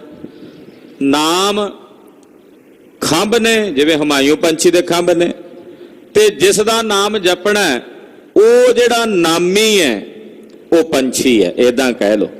ਹਾਂਜੀ, ਜੋ ਜਗਿਆਸੀ ਲਾਗਿਓ ਸੰਗ। ਜਿਹੜਾ ਜਗਿਆਸੂ ਇਸ ਨਾਮ ਰੂਪੀ ਖੰਭਾਂ ਦੇ ਨਾਲ ਜੁੜ ਜਾਂਦਾ, ਯਾਨੀ ਕਿ ਜਿਹੜਾ ਅਭਿਆਸੀ, ਜਿਹੜਾ ਜਗਿਆਸੂ ਇਸ ਨਾਮ ਦਾ ਪੁਨः ਅਭਿਆਸ ਕਰਦਾ, ਬਾਰੰਬਾਰ ਇਸ ਨਾਮ ਨੂੰ ਜਪਦਾ ਹੈ। ਪ੍ਰਾਨ ਅੰਤ ਲਗ ਤਿਆਗਿਓ ਨਾਹੀ। ਪ੍ਰਾਣਾਂ ਦੇ ਅੰਤ ਤੱਕ ਇਸ ਪਾਵਨ ਅੰਮ੍ਰਿਤ ਨਾਮ ਨੂੰ ਨਹੀਂ ਤਿਆਗਦਾ, ਨਹੀਂ ਛੱਡਦਾ, ਔਰ ਇਸ ਨਾਮ ਨੂੰ ਪ੍ਰਾਣਾਂ ਦੇ ਅੰਤ ਤੱਕ ਧਿਆਉਂਦਾ ਤੇ ਜਪਦਾ ਹੈ। ਲਾਗਿਓ ਰਿਓ ਨਾਮ ਰਸ ਮਾਈ। ਜਿਹੜਾ ਇਸ ਨਾਮ ਦੇ ਰਸ ਵਿੱਚ ਲੱਗਾ ਰਹੇ, ਇਸ ਨਾਮ ਦੇ ਰਸ ਵਿੱਚ ਭੇਦ ਹੋਵੇ। ਪੰਖ ਨਾਮ ਲੈ ਸਰ ਜਗਿਆਸੀ। ਇਹ ਨਾਮ ਰੂਪੀ ਖੰਭ ਉਸ ਜਗਿਆਸੂ ਨੂੰ ਜਿਹਦੇ ਨਾਲ ਇਹ ਜੁੜ ਜਾਏ, ਉਸ ਜਗਿਆਸੂ ਨੂੰ ਉਸੇ ਥਾਂ ਲੈ ਜਾਂਦਾ ਹੈ ਜਿੱਥੇ ਉਹ ਨਾਮੀ ਪੰਖੀ ਰਹਿੰਦਾ ਹੈ। ਜਾਏ ਮਿਲਾਵਤ ਸ਼੍ਰੀ ਪ੍ਰਭ ਪਾਸੀ। ਇਹ ਨਾਮ ਉਸ ਨਾਮੀ ਚ ਭੇਦ, ਨਾਮ ਤੇ ਨਾਮੀ ਚ ਫਰਕ ਨਹੀਂ ਹੈ। ਜਿਹੜਾ ਨਾਮ ਜਪਦਾ ਉਹ ਨਾਮ ਜਪਣ ਵਾਲੇ ਨੂੰ ਨਾਮ ਨਾਮੀ ਵਿੱਚ ਹੀ ਇੱਕਮਿਕ ਕਰ ਦਿੰਦਾ, ਅਭੇਦ ਕਰ ਦਿੰਦਾ। ਜਦੋਂ ਅਭੇਦ ਹੁੰਦਾ ਨਾਮੀ ਵਿੱਚ, ਉੱਥੇ ਜਾ ਕੇ ਕਹਿੰਦਾ ਤੋਹੀ ਮੋਹੀ ਮੋਹੀ ਤੋਹੀ, ਅੰਤਰ ਕੈਸਾ ਕਨਕ ਕਟਕ ਜਲ ਤਰੰਗ ਜੈਸਾ। ਹੁਣ ਤੇਰੇ ਵਿੱਚ ਮੇਰੇ ਵਿੱਚ, ਮੇਰੇ ਵਿੱਚ ਔਰ ਤੇਰੇ ਵਿੱਚ ਕੋਈ ਭੇਦ ਨਹੀਂ ਰਿਹਾ, ਜੈਸੇ ਪਾਣੀ ਤੇ ਪਾਣੀ ਦੀ ਲਹਿਰ ਚ ਕੋਈ ਭੇਦ ਨਹੀਂ। ਜੈ ਨਾਮੀ ਕੋ ਦੇਸ਼ ਸੁਹਾਵਨ। ਜਿੱਥੇ ਉਸ ਨਾਮੀ ਦਾ ਦੇਸ਼ ਸੋਭਨੀਕ ਹੁੰਦਾ ਹੈ, ਤਹਾਂ ਕਰੇ ਬਿਨ ਬਿਲਮ ਪੁਚਾਵਨ। ਇਹ ਨਾਮ ਬਿਨਾਂ ਦੇਰੀ ਤੋਂ ਉੱਥੇ ਜਾ ਪਹੁੰਚਾਉਂਦਾ ਜਿਹੜਾ ਇਸ ਨਾਮ ਦਾ ਅਭਿਆਸੀ ਹੈ। ਜਾਂ ਤੇ ਰਟੋ ਸਦਾ ਗੁਰਬਾਣੀ। ਇਸ ਕਰਕੇ ਹੈ ਗੁਰਸਿੱਖੋ, ਸਦਾ ਗੁਰਬਾਣੀ ਪੜੋ, ਗੁਰਬਾਣੀ ਸੁਣੋ, ਗੁਰਬਾਣੀ ਨੂੰ ਵਿਚਾਰੋ। ਜਗਤ ਉਦਾਹਰਨ ਪਰਖ ਨਿਸ਼ਾਨੀ। ਔਰ ਜਗਤ ਦੇ ਵਿੱਚ ਉਦਾਹਰਣ ਵਾਸਤੇ ਇਹ ਗੁਰਬਾਣੀ ਨਿਸ਼ਾਨ ਹੈ, ਜਿਸ ਦੁਆਰਾ ਤੁਸੀਂ ਇਸ ਸੰਸਾਰ ਤੋਂ ਉਧਰ ਸਕਦੇ ਹੋ। ਉਠਤ ਬੈਠਤ ਥਿਤ ਕੈ ਚਾਲੇ। ਉੱਠਦਿਆਂ ਬਹਿੰਦਿਆਂ ਖਲੋਤੇ ਹੋ, ਚਾਹੇ ਚੱਲ ਰਹੇ ਹੋ। ਪਠੋ ਸ਼ਬਦ ਨਿਤ ਰਹੋ ਸੁਖਾਲੇ। ਨਿਤ ਆਪਣੀ ਰਸਨਾ ਤੋਂ ਸ਼ਬਦ ਪੜੋ, ਗੁਰਮੰਤਰ ਦਾ ਅਭਿਆਸ ਕਰੋ ਤੇ ਸੁਖੀ ਰਹੋਗੇ। ਬੌਰ ਨਾ ਹੋਏ ਜਗਤ ਮੈਂ ਫੇਰਾ। ਜੇ ਇਸ ਤਰ੍ਹਾਂ ਜਪੋਗੇ, ਮੁੜ ਕੇ ਸੰਸਾਰ ਦੇ ਵਿੱਚ ਫੇਰਾ ਨਹੀਂ ਹੋਵੇਗਾ, ਮੁੜ ਕੇ ਸੰਸਾਰ ਵਿੱਚ ਜਨਮ ਮਰਨ ਨਹੀਂ ਹੋਵੇਗਾ। ਕਰੇ ਉਭਾਰਨ ਗੁਰੂ ਬਡੇਰਾ। ਵੱਡਿਆਂ ਸਤਿਗੁਰੂ ਜੀ ਨੇ ਤਰਸ ਕਰਕੇ ਜੀਵ ਨੂੰ ਉਧਾਰ ਲੈਣਾ, ਰੱਖ ਲੈਣਾ ਹੈ। ਤਿਮਹੀ ਸਤ ਨਾਮ ਸਿਮਰੀ ਜੈ। ਇਸੇ ਤਰ੍ਹਾਂ ਜਿਵੇਂ ਗੁਰਬਾਣੀ ਪੜ੍ਹਨੀ ਹੈ, ਤਿਵੇਂ ਸੱਚੇ ਨਾਮ ਨੂੰ ਸਿਮਰਨਾ। ਗੁਰਮੰਤਰ ਦਾ ਅਭਿਆਸ ਤੇ ਗੁਰਬਾਣੀ ਨੂੰ ਪੜ੍ਹਨਾ ਦੋਵੇਂ ਇੱਕੋ ਹੀ ਰੂਪ ਨੇ। ਕਈ ਕਹਿੰਦੇ ਜੀ ਵਾਹਿਗੁਰੂ ਵਾਹਿਗੁਰੂ ਕਹਿਆ ਕਰੀਏ ਜਾਂ ਗੁਰਬਾਣੀ ਪੜ੍ਹਿਆ ਕਰੀਏ। ਇਹ ਤਾਂ ਸਵਾਲ ਹੋਇਆ ਵੀ ਮੈਂ ਹੁਣ ਦੁਬਦਾ ਵਿੱਚ ਪੈ ਕੇ ਵੀ ਪ੍ਰਸ਼ਾਦਾ ਮੂਹਰੇ ਰੱਖਿਆ, ਪੁੱਛੀ ਜਾਵਾਂ ਪਹਿਲਾਂ ਦਾਲ ਖਾਵਾਂ, ਪਹਿਲਾਂ ਰੋਟੀ ਖਾਵਾਂ ਜਾਂ ਕੋਈ ਹੋਰ ਚੀਜ਼ ਖਾਵਾਂ। ਇਹਦਾ ਮਤਲਬ ਹੈ ਮੇਰੀ ਨੀਅਤ ਖਰਾਬ ਹੈ ਤੇ ਭੁੱਖ ਲੱਗੀ ਨਹੀਂ ਪਈ ਹੈ। ਰੋਟੀ ਅੱਗੇ ਲੱਗੀ ਹੋਵੇ ਭੁੱਖ ਫੇਰ ਨਹੀਂ ਵੇਖਦਾ, ਨਾ ਪੁੱਛਦਾ ਕਿਸੇ ਨੂੰ, ਨਾ ਸਿਆਣਦਾ ਹੈ। ਆ ਜਿਹੜੀਆਂ ਗੱਲਾਂ ਕਰਦੀਆਂ ਨਾ ਵੀ ਜੀ ਬਾਣੀ ਪੜ੍ਹੀਏ ਜੀ ਜਾਂ ਗੁਰਮੰਤਰ ਜਪੀਏ, ਕਈ ਪੁੱਛਦੇ ਅਕਸਰ। ਇਹ ਉਹੀ ਬਿਰਤੀ ਆ ਵੀ ਭੁੱਖ ਨਹੀਂ ਲੱਗੀ, ਮਸ਼ਕਰੀਆਂ ਕਰਦੇ ਫਿਰਦੇ ਆ ਉਦਾਂ ਹੀ ਚਲਾਕੀਆਂ ਨਾਲ। ਜਿਹਨੂੰ ਭੁੱਖ ਲੱਗੀ ਉਹ ਗੁਰਬਾਣੀ ਤੇ ਗੁਰਮੰਤਰ ਵਿੱਚ ਫਰਕ ਹੀ ਨਹੀਂ ਸਮਝਦਾ। ਉਹ ਕਹਿੰਦਾ ਜਦੋਂ ਤੇ ਚਿੱਤ ਕਰੇ ਗੁਰਬਾਣੀ ਪੜ੍ਹ ਲਓ, ਜਦੋਂ ਚਿੱਤ ਕਰੇ ਗੁਰਮੰਤਰ ਜਪ ਲਓ, ਦੋਵੇਂ ਇੱਕੋ ਰੂਪ ਹੀ ਨੇ। ਜਿਹਨੂੰ ਨਹੀਂ ਆਉਂਦੀ ਪੜ੍ਹਦੀ ਉਹ ਗੁਰਮੰਤਰ ਜਪ ਲਵੇ, ਉਹਨੂੰ ਵੀ ਬਰਾਬਰ ਹੀ ਫਲ। ਕਈ ਉਦਾਂ ਹੀ ਕਹੀ ਜਾਣਗੇ ਜੀ ਅਸੀਂ ਅਨਪੜ੍ਹ ਹਾਂ ਜੀ, ਸਾਨੂੰ ਤਾਂ ਬਾਣੀ ਨਹੀਂ ਪੜ੍ਹਨੀ ਆਉਂਦੀ। ਉਹ ਅਨਪੜ੍ਹਾਂ ਨੂੰ ਗੁਰਮੰਤਰ ਤਾਂ ਜਪਣਾ ਆਉਂਦਾ ਨਾ। ਬਸ ਉਦਾਂ ਹੀ ਇਹ ਊਟ ਪਟਾਂਗ ਜੇ ਸਵਾਲ ਜੇ ਬਣਾਏ ਹੋਏ, ਰਟੇ ਰਟਾਏ ਜੇ ਸਵਾਲ ਨੇ, ਉਹੀ ਬਾਰ-ਬਾਰ ਜਾ ਕੇ ਪੁੱਛੀ ਜਾਣੇ। ਜਿਹੜਾ ਜਪਣ ਵਾਲਾ, ਰਸ ਲੈਣ ਵਾਲਾ, ਉਹਨੇ ਆਨੰਦ ਲੈਣਾ। ਗੁਰਬਾਣੀ ਪੜਨ ਲੱਗ ਪਵੇ, ਉਹਦੇ ਵਿੱਚੋਂ ਰਸ ਲੈ ਲੈਣਾ। ਗੁਰਮੰਤਰ ਜਪਣ ਲੱਗ ਪਵੇ, ਮੂਲ ਮੰਤਰ ਜਪਣ ਲੱਗ ਪਵੇ, ਉਹਨੇ ਉਹਦੇ ਵਿੱਚੋਂ ਵੀ ਲੈ ਲੈਣਾ। ਦੋਵੇਂ ਹੀ ਇੱਕ ਰੂਪ ਨੇ। ਹਾਂਜੀ। ਤਿਮਹੀ ਸਤ ਨਾਮ ਸਿਮਰੀ ਜੈ। ਇਸੇ ਤਰ੍ਹਾਂ ਭਾਈ ਸੱਚੇ ਨਾਮ ਨੂੰ ਸਿਮਰੋ। ਇਕ ਪੀ ਸਵਾਸ ਨ ਬਿਰਥਾ ਲੀਜੈ। ਇੱਕ ਵੀ ਸਵਾਸ ਆਪਣਾ ਪਰਮੇਸ਼ਰ ਦੇ ਨਾਮ ਤੋਂ ਬਿਨਾ ਵਿਅਰਥ ਨਾ ਬਤੀਤ ਕਰੋ। ਯਤਨ ਕਰੋ ਹਰ ਸਾਹ ਮੇਰੇ ਇਸ ਮਾਲਕ ਦੀ ਯਾਦ ਵਿੱਚ ਬਤੀਤ ਹੋਵੇ। ਮਨ ਜੀਵਾ ਕੇ ਸੰਗ ਮਿਲਾਏ। ਮਨ ਨੂੰ ਜ਼ੁਬਾਨ ਦੇ ਨਾਲ ਮਿਲਾ ਕੇ ਜਪਣਾ। ਜੇ ਜ਼ੁਬਾਨ ਨਾਲ ਜਪ ਰਹੇ ਹੋ ਨਾ ਤੇ ਮਨ ਨੂੰ ਜ਼ੁਬਾਨ ਨਾਲ ਮਿਲਾ ਕੇ ਫਿਰ ਜਪਣਾ ਹੈ। ਰਾਖੇ ਨਿਸ ਦਿਨ ਮੈਂ ਸੁਖ ਦਾਏ। ਰਾਤ ਦਿਨ ਤੁਹਾਨੂੰ ਇਹ ਸੁਖੀ ਰੱਖੇਗਾ। ਤਿਸ ਕੋ ਅੰਤ ਸਮਾ ਜਬ ਆਵੇ। ਕਹਿੰਦੇ ਨਾਮ ਜਪਣ ਵਾਲੇ ਦਾ ਜਦੋਂ ਅੰਤਮ ਸਮਾਂ ਆਵੇਗਾ ਨਾਮੀ ਹਿਤ ਸਹਾਇਤਾ ਧਾਵੇ। ਤੇ ਕਹਿੰਦੇ ਨਾਮੀ ਦੌੜਿਆ ਆਵੇਗਾ ਇਹਦੀ ਸਹਾਇਤਾ ਵਾਸਤੇ ਵੀ ਮੇਰਾ ਨਾਮ ਲੈਂਦਾ। ਫਿਰ ਨਾਮੀ ਨੇ ਖੁਦ ਆ ਕੇ ਇਹਦੀ ਸਹਾਇਤਾ ਕਰਨੀ ਹੈ ਜਿਹਦਾ ਨਾਮ ਜਪਦਾ ਹੈ। ਪੁੰਨ ਪਾਪ ਕੇ ਬੰਧਨ ਸਾਰੇ। ਇਹਦੇ ਜਿੰਨੇ ਪਾਪ ਪੁੰਨਾਂ ਦੇ ਬੰਧਨ ਹਨ ਸ਼੍ਰੀ ਕਰਤਾਰ ਤੁਰਤ ਨਿਰਵਾਰੇ। ਕਰਤਾ ਪੁਰਖ ਜੀ ਤੁਰਤ ਫੁਰਤ ਉਹਨਾਂ ਬੰਧਨਾਂ ਨੂੰ ਨਿਵਾਰ ਦਿੰਦੇ ਹਨ। ਨਿਕਟੇ ਆਪਨੇ ਜਨ ਕਰ ਰਾਖੇ। ਔਰ ਆਪਣਾ ਜਨ ਜਾਣ ਕੇ ਆਪਣੇ ਕੋਲ ਰੱਖਦੇ ਹਨ। ਜਿਸ ਪਦ ਕੋ ਜੋਗੀ ਅਭਿਲਾਖੇ। ਜਿਹੜੀ ਪਦਵੀ ਨੂੰ ਯੋਗੀ ਵੀ ਲੱਭਦੇ ਨੇ ਭਾਲਦੇ ਹਨ ਉਹ ਪਦਵੀ ਇੱਕ ਛਿਨ ਚ ਪ੍ਰਾਪਤ ਹੋ ਜਾਂਦੀ ਆ ਨਾਮ ਜਪਣ ਵਾਲੇ ਨੂੰ। ਅਨਕ ਯਤਨ ਤੇ ਸਾਧੈ ਜੋਗ। ਅਨਕ ਯਤਨਾਂ ਨਾਲ ਯੋਗੀਸ਼ਰ ਯੋਗ ਦੀ ਸਾਧਨਾ ਕਰਦੇ ਹਨ। ਹੋਏ ਸਪੂਰਨ ਤਨ ਬਿਨ ਰੋਗ। ਕਹਿੰਦੇ ਤਨ ਬਿਨਾ ਰੋਗ ਤੋਂ ਉਹਨਾਂ ਦਾ ਯੋਗ ਸੰਪੂਰਨ ਹੁੰਦਾ ਹੈ। ਬ੍ਰਹਮ ਦਵਾਰ ਮੈਂ ਬ੍ਰਿਤੀ ਟਿਕਾਵੇ। ਉਹ ਬ੍ਰਹਮ ਦਵਾਰ ਵਿੱਚ ਆਪਣੀ ਬਿਰਤੀ ਟਿਕਾ ਲੈਂਦੇ ਹਨ।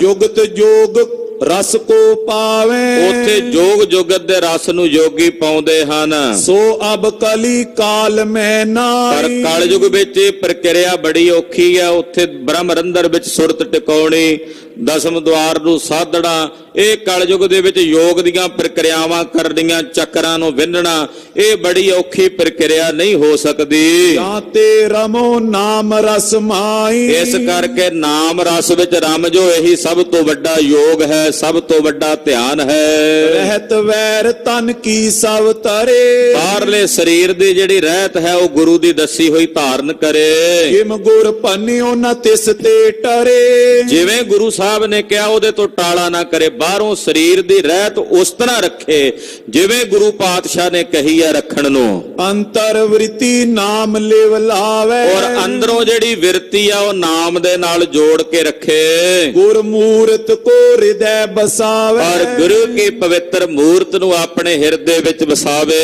ਪਾਰ ਬ੍ਰਹਮ ਪੂਰਨ ਕਰਤਾਰਾ। ਫਿਰ ਪਾਰ ਬ੍ਰਹਮ ਪੂਰਨ ਕਰਤਾਰ ਜੀ ਅਕਾਲ ਪੁਰਖ ਜੀ ਪਰਮੇਸ਼ਰ ਜਗਦੀਸ਼ ਉਦਾਰਾ। ਪਰਮੇਸ਼ਵਰ ਸਾਰੇ ਜਗਤ ਦੇ ਮਾਲਕ ਤੇ ਉਦਾਰ ਹਨ। ਦੀਨ ਬੰਧੂ ਪ੍ਰਿਯ ਸਿੱਖਨ ਕੇਰਾ। ਜੋ ਦੀਨਾਂ ਦੇ ਬੰਧੂ ਔਰ ਆਪਣੇ ਸਿੱਖਾਂ ਦੇ ਪਿਆਰੇ ਹਨ। ਪ੍ਰਭ ਹਰ ਵਿਆਪਕ ਜੈ ਕੈ ਹੇਰਾ। ਉਹ ਪ੍ਰਭੂ ਹਰ ਜਗ੍ਹਾ ਤੇ ਹਰ ਥਾਂ ਤੇ ਵਿਆਪਕ ਕਰਕੇ ਸਿੱਖ ਵੇਖਦੇ ਹਨ। ਅਚੁੱਤ ਮਹਾਪੁਰਖ ਗੁਣ ਖਾਨੀ। ਅਚੁੱਤ ਦਾ ਮਤਲਬ ਜੋ ਡਿੱਗਦਾ ਨਹੀਂ ਹੈ ਜੋ ਮਹਾਪੁਰਖ ਹੈ ਔਰ ਗੁਣਾ ਦੀ ਖਾਨ ਹੈ। ਪਰਮ ਕਿਰਪਾਲ ਪਰਮ ਸੁਖਦਾਨੀ। ਜੋ ਪਰਮ ਕਿਰਪਾਲੂ ਤੇ ਸੁਖਾਂ ਦਾ ਦਾਤਾ ਹੈ। ਨਿਰਭਉ ਨਿਰੰਕਾਰ ਨਿਰਕਾਲ। ਜੋ ਨਿਰਭਉ ਹੈ ਨਿਰਾਕਾਰ ਹੈ ਔਰ ਕਾਲ ਤੋਂ ਵੀ ਰਹਿਤ ਹੈ। ਨਿਰਗੁਣ ਸਰਗੁਣ ਰੂਪ ਵਿਸਾਲ। ਜਿਸ ਦਾ ਨਿਰਗੁਣ ਸਵਰੂਪ ਵੀ ਹੈ ਔਰ ਸਰਗੁਣ ਸਵਰੂਪ ਵੀ ਹੈ ਬੜਾ ਵਿਸ਼ਾਲ। ਪ੍ਰਭ ਸ਼ੰਭੂ ਨਿਰਭਉ ਸਭ ਸੁਆਮੀ। ਉਹ ਪ੍ਰਭੂ ਜੋ ਸੰਭੂ ਆਪਣੇ ਆਪ ਤੋਂ ਬਣਿਆ ਹੋਇਆ ਹੈ ਔਰ ਸਾਰਿਆਂ ਦਾ ਸੁਆਮੀ ਹੈ। ਡਰ ਤੋਂ ਰਹਿਤਾ ਉਹਨੂੰ ਡਰ ਨਹੀਂ ਹੈ ਕਿਸੇ ਦਾ। ਮਧੁਸੂਦਨ ਨਿਤ ਅੰਤਰਜਾਮੀ। ਜਿਹੜਾ ਮਧੂਸੂਦਨ ਬੜਾ ਪਿਆਰਾ ਹੈ ਸਭ ਦੇ ਦਿਲਾਂ ਦੀਆਂ ਜਾਣਨ ਵਾਲਾ ਘਟ ਘਟ ਦੇ ਜਾਣਨ ਵਾਲਾ ਅੰਤਰਜਾਮੀ ਹੈ। ਜਗ ਜੀਵਨ ਜਗ ਰਚਨ ਵਿਦਾਤਾ। ਉਹ ਜਗਤ ਦਾ ਜੀਵਨ ਹੈ ਜਗਤ ਨੂੰ ਰਚਣ ਵਾਲਾ ਹੈ ਸਾਰੇ ਜਗਤ ਦਾ ਵਿਧਾਤਾ ਹੈ। ਨਾਰਾਇਣ ਨਰਪਤ ਜਗ ਦਾਤਾ। ਜੋ ਨਾਰਾਇਣ ਹੈ ਮਾਇਆ ਦੀ ਅਵਿਦਿਆ ਤੋਂ ਰਹਿਤ ਹੈ। ਨਰਪਤ ਸਾਰਿਆਂ ਦਾ ਰਾਜਾ ਹੈ ਤੇ ਨਾਰਾਇਣ ਨਰਪਤ ਫਿਰ ਸਾਰੇ ਜਗ ਦਾ ਦਾਤਾ ਹੈ। ਦੁਸ਼ਟਨ ਗੰਜਨ ਜਨ ਮਨ ਰੰਜਨ। ਜਿਹੜਾ ਦੁਸ਼ਟਾਂ ਨੂੰ ਗੰਜਣ ਵਾਲਾ ਹੈ ਔਰ ਸੰਸਾਰ ਦੇ ਸਮਸਤ ਜੀਵਾਂ ਦੇ ਵਿੱਚ ਜਿਹੜੇ ਉਹਦੇ ਜਨ ਨੇ ਉਹਨਾਂ ਦੇ ਮਨਾਂ 'ਚ ਖੇੜਾ ਪੈਦਾ ਕਰਨ ਵਾਲਾ ਹੈ। ਕਰਤਾ ਪੁਰਖ ਅਨੰਤ ਅਭੰਜਨ, ਜੋ ਕਰਤਾ ਪੁਰਖ ਹੈ, ਆਨੰਦ ਸਵਰੂਪ ਹੈ, ਜਿਸ ਦੇ ਵਿੱਚ ਸਦਾ ਹੀ ਆਨੰਦ ਹੈ, ਜੋ ਭੰਨਿਆ ਨਹੀਂ ਜਾ ਸਕਦਾ, ਭੰਜਨ ਹੈ। ਸਤ ਰੂਪ ਜੋਤਨ ਕੀ ਜੋਤ, ਸਤ ਸਰੂਪ ਹੈ। ਆ ਜਿੰਨੀਆਂ ਜੋਤਾਂ ਨੇ ਇਹਨਾਂ ਜੋਤੀਆਂ ਦਾ ਜੋਤ ਸਵਰੂਪ ਇਹਨਾਂ ਨੂੰ ਪ੍ਰਕਾਸ਼ਣੇ ਵਾਲਾ ਹੈ। ਖਾਲਸਾ ਜੀ, ਵਾਹਿਗੁਰੂ ਪਰਮੇਸ਼ਰ ਸੰਸਾਰ ਦੀਆਂ ਸਮਸਤ ਜੋਤੀਆਂ ਨੂੰ ਪ੍ਰਕਾਸ਼ਣੇ ਵਾਲਾ ਹੈ। ਦੋ ਪ੍ਰਕਾਰ ਦਾ ਪ੍ਰਕਾਸ਼, ਬਿਜਲੀ ਹੈ ਨਾ, ਹੁਣ ਆ ਬਲਬਾਂ ਦੇ ਵਿੱਚ ਜਗ ਰਹੀ ਹੈ ਬਿਜਲੀ, ਇਹਨੂੰ ਕਹਿੰਦੇ ਆ ਵਿਸ਼ੇਸ਼ ਬਿਜਲੀ। ਇੱਕ ਪਿੱਛੋਂ ਆ ਰਹੀ ਹੈ, ਇਹਨੂੰ ਉਹਦੇ ਕਰਕੇ ਪ੍ਰਕਾਸ਼ ਰਹੀ ਹੈ। ਉਹ ਨਾ ਹੋਵੇ, ਪਿੱਛੋਂ ਸਪਲਾਈ ਬਿਜਲੀ ਦੀ ਨਾ ਹੋਵੇ, ਇਹ ਬਲਬ ਨਹੀਂ ਜਗ ਸਕਦਾ। ਉਹਨੂੰ ਕਹਾਂਗੇ ਸਮਾਨ। ਉਹ ਸਮਾਨ, ਏਦਾਂ ਦੋ ਪ੍ਰਕਾਰ ਦਾ ਚੇਤਨ ਹੈ। ਇੱਕ ਸਮਾਨ ਚੇਤਨ ਹੈ, ਦੂਸਰਾ ਵਿਸ਼ੇਸ਼ ਚੇਤਨ ਹੈ।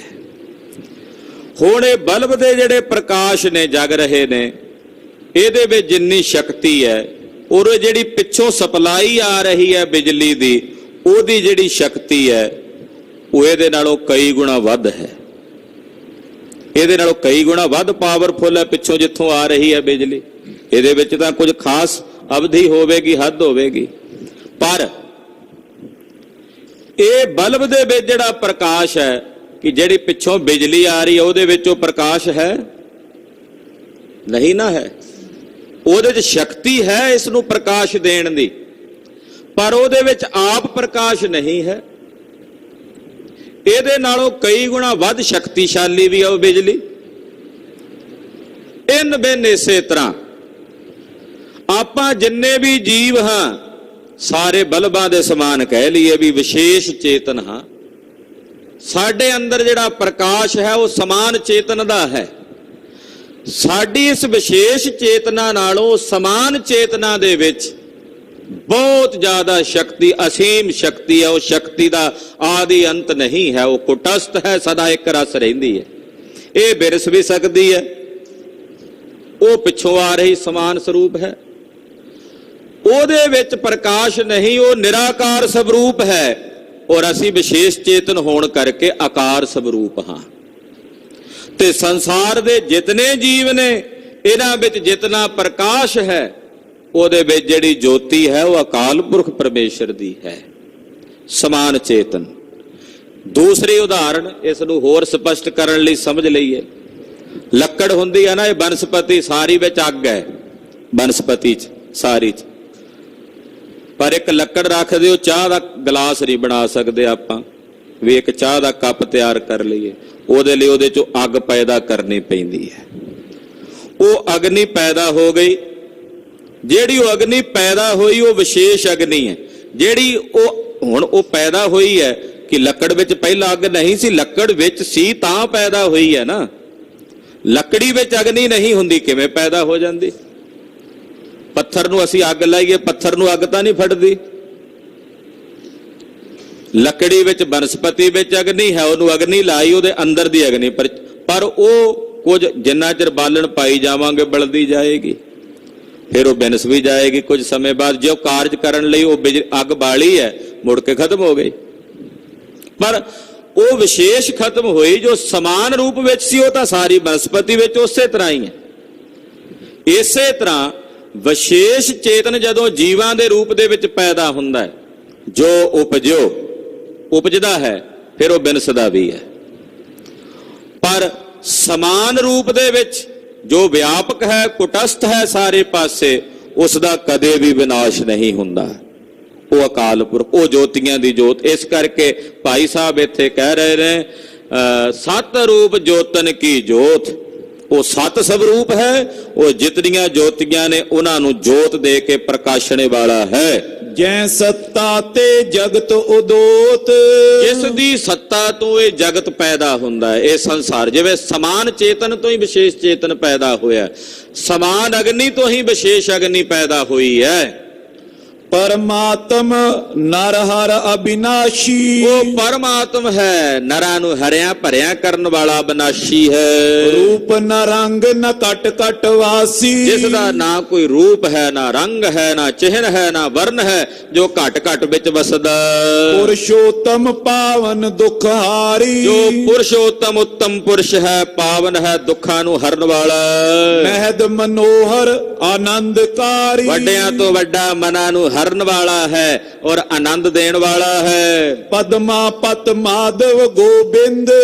ਪਦਮਾ ਬ੍ਰਹਮਾ ਦਾ ਵੀ ਪਤੀ ਮਾਲਕ ਹੈ, ਮਾਧਵ ਪਿਆਰਾ ਹੈ, ਗੋਬਿੰਦ ਹੈ। ਵਾਹਿ ਗੁਰੂ ਸਤ ਗੁਰੂ ਮੁਕੰਦ। ਉਹ ਵਾਹਿ ਸਰੂਪ ਅਚਰਜ ਰੂਪ ਗੁਰੂ ਹੈ ਔਰ ਮੁਕਤੀ ਦਾਤਾ ਹੈ, ਸਤਿਗੁਰੂ ਹੈ। ਹਲ ਦਲ ਹਰਤਾ ਗਰਭ ਪ੍ਰਹਾਰੀ। ਜਿਹੜਾ ਮੂਰਖਾਂ ਦੇ ਦਲਾਂ ਨੂੰ ਹਰਨ ਵਾਲਾ ਤੇ ਹੰਕਾਰੀਆਂ ਦਾ ਨਾਸ਼ ਕਰਨ ਵਾਲਾ ਹੈ। ਰਾਮ ਕ੍ਰਿਸ਼ਨ ਗੋਬਿੰਦ ਮੁਰਾਰੀ। ਰਾਮ ਕ੍ਰਿਸ਼ਨ ਗੋਬਿੰਦ ਸਾਰਿਆਂ ਵਿੱਚ ਉਸੇ ਦੀ ਜੋਤ ਵਸਦੀ ਹੈ। ਗਨ ਜਨਾਰਦਨ ਬਿਖਵਕ ਸੈਨਾ।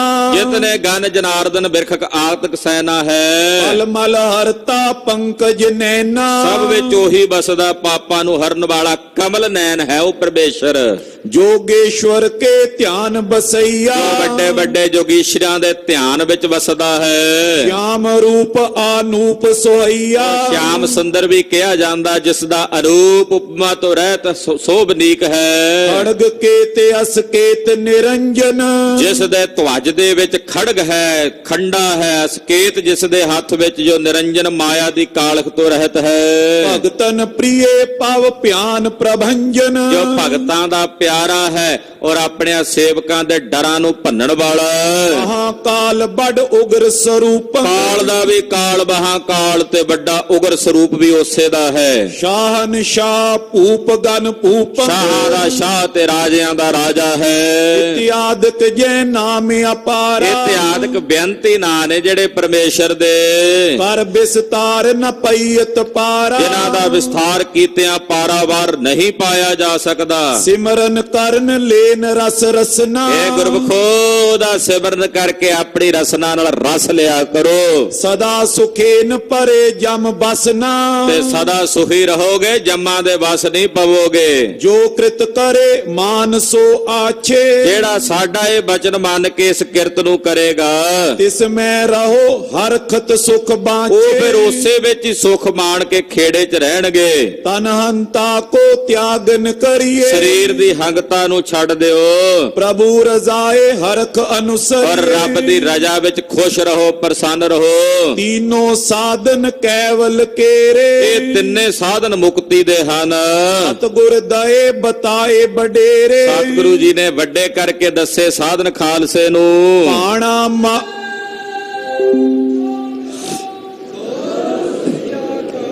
ਪਾਣਾ ਮਾਨਨ ਹੰਤਾ ਤਿਆਗਨ।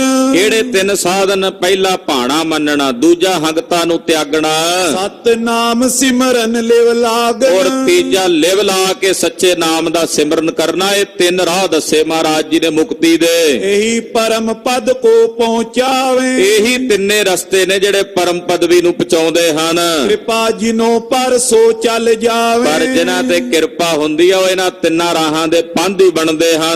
ਵਹਿਰ ਕਿਰਿਆ ਸ਼ਸਤਰ ਨੇ ਅਭਿਆਸ। ਬਾਹਰ ਦੀ ਕਿਰਿਆ ਨਾਲ ਸ਼ਸਤਰਾਂ ਦਾ ਅਭਿਆਸ ਕਰਨਾ।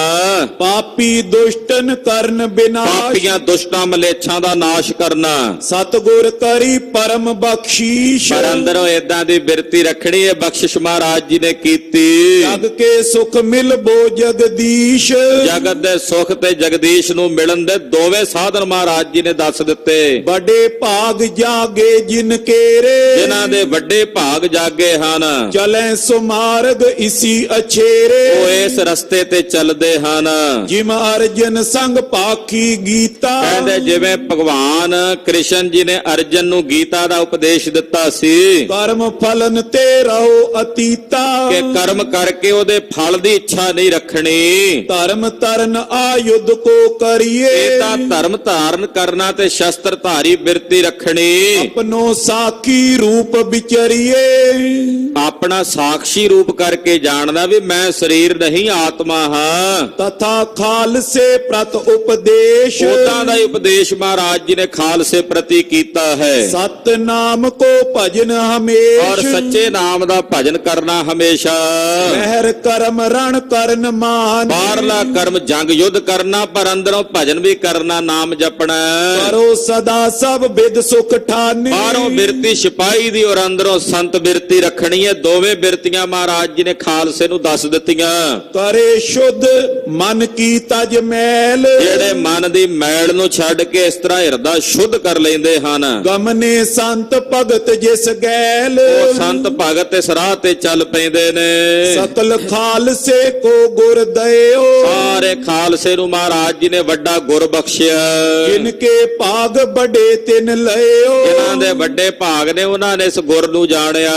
कवि संतोख सिंह गुर की कथा ਮਹਾਕਵੀ ਭਾਈ ਸੰਤੋਖ ਸਿੰਘ ਜੀ ਕਹਿੰਦੇ, ਮੈਂ ਗੁਰੂ ਪਾਤਸ਼ਾਹ ਜੀ ਦੀ ਕਥਾ ਕਹਿ ਰਿਹਾ। कीन बनावन मम मत जथा ਜਿੰਨੀ ਮੇਰੀ ਤੁੱਛ ਬੁੱਧੀ ਸੀ ਉਹਦੇ ਮੁਤਾਬਕ ਲਿਖੀ ਹੈ। चतर तुरत पूरी कर तथा ਇੱਥੇ 4 ਰੁੱਤਾਂ ਜਿਹੜੀਆਂ ਨੇ ਉਹ ਸੰਪੂਰਨ ਹੁੰਦੀਆਂ ਨੇ। लीनो सार जथा कृत मथा ਇਹਦੇ ਵਿੱਚ ਜਿਵੇਂ ਰਿੜਕ ਕੇ ਘਿਓ ਕੱਢੀ ਦਾ ਏਦਾਂ ਸਾਰ ਲੈ ਲਿਆ ਹੈ। 10 पत शान के शुभ चरण 10 ਪਾਤਸ਼ਾਹੀਆਂ ਦੇ ਜੋ ਪਵਿੱਤਰ ਚਰਨ ਹਨ, ਧਰ ਕਰ ਧਿਆਨ ਬਿਗਨ ਕੀਏ ਹਰਨ ਉਹਨਾਂ ਦਾ ਧਿਆਨ ਧਾਰਨ ਕਰਕੇ ਮੈਂ ਵਿਘਨਾਂ ਦਾ ਨਾਸ਼ ਕੀਤਾ।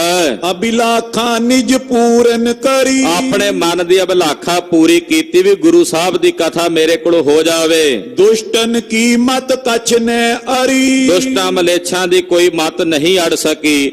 ਚੌਥੀ ਰੁੱਤ ਜਿਹੜੀ ਆ ਇੱਥੇ ਸਮਾਪਤ ਹੋਈ ਆ, ਪੰਜਵੀਂ ਰੁੱਤ ਅੱਗੇ ਪ੍ਰਾਰੰਭ ਹੋ ਰਹੀ ਹੈ। ਗੁਰ ਪ੍ਰਤਾਪ ਸੂਰਜ ਪ੍ਰਕਾਸ਼ ਗ੍ਰੰਥ ਦੇ ਜਿਹੜੇ ਪ੍ਰਕਰਣ ਨੇ ਉਹ ਸੂਰਜ ਦੇ ਮੁਤਾਬਕ ਹਨ। ਜਿਵੇਂ ਸੂਰਜ ਦੀਆਂ 12 ਰਾਸਾਂ ਹੁੰਦੀਆਂ ਨੇ ਤੇ ਸਾਲ ਵਿੱਚ ਉਹ 12 ਰਾਸਾਂ ਪੂਰੀਆਂ ਕਰਦਾ। ਇੱਕ ਰਾਸ ਜਦੋਂ ਬਦਲਦੀ ਹੈ ਦੂਜੀ ਰਾਸ ਵਿੱਚ ਜਾਣ ਵੇਲੇ ਸੰਕਰਾਂਤ ਦਾ ਦਿਨ ਆਉਂਦਾ। 12 ਰਾਸਾਂ ਦੇ ਵਿੱਚ 6 ਰੁੱਤਾਂ ਹੁੰਦੀਆਂ ਨੇ। ਇਸੇ ਤਰ੍ਹਾਂ ਭਾਈ ਸਾਹਿਬ ਨੇ 6 ਰੁੱਤਾਂ ਲਿਖੀਆਂ ਨੇ। ਫਿਰ ਸਾਲ ਦੇ ਵਿੱਚ 12 ਰਾਸਾਂ 12 ਮਹੀਨਿਆਂ ਵਿੱਚ 2 ਐਨ ਹੁੰਦੇ ਨੇ, ਦਖਨਾਇਣ ਤੇ ਉਤਰਾਇਣ, ਇਹ ਪ੍ਰਕਿਰਤੀ ਮੁਤਾਬਕ। ਇਸੇ ਤਰ੍ਹਾਂ ਭਾਈ ਸਾਹਿਬ ਨੇ 2 ਐਨ ਤੇ 6 ਰੁੱਤਾਂ, ਉਹਦੇ ਵਿੱਚੋਂ ਅੱਜ 4 ਰੁੱਤਾਂ ਜਿਹੜੀਆਂ ਨੇ ਉਹ ਸਮਾਪਤ ਹੋਈਆਂ ਨੇ। ਪੰਜਵੀਂ ਰੁੱਤ ਗੁਰੂ ਸਾਹਿਬ ਦੀ ਦਇਆ ਨਾਲ ਕੱਲ ਦੀ ਕਥਾ 'ਚ ਪ੍ਰਾਰੰਭ ਹੋਵੇਗੀ।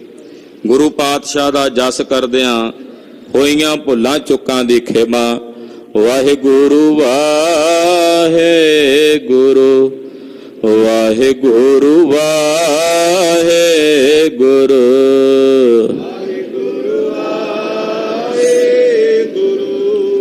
ਵਾਹਿਗੁਰੂ ਵਾਹਿਗੁਰੂ ਵਾਹਿਗੁਰੂ ਵਾਹਿਗੁਰੂ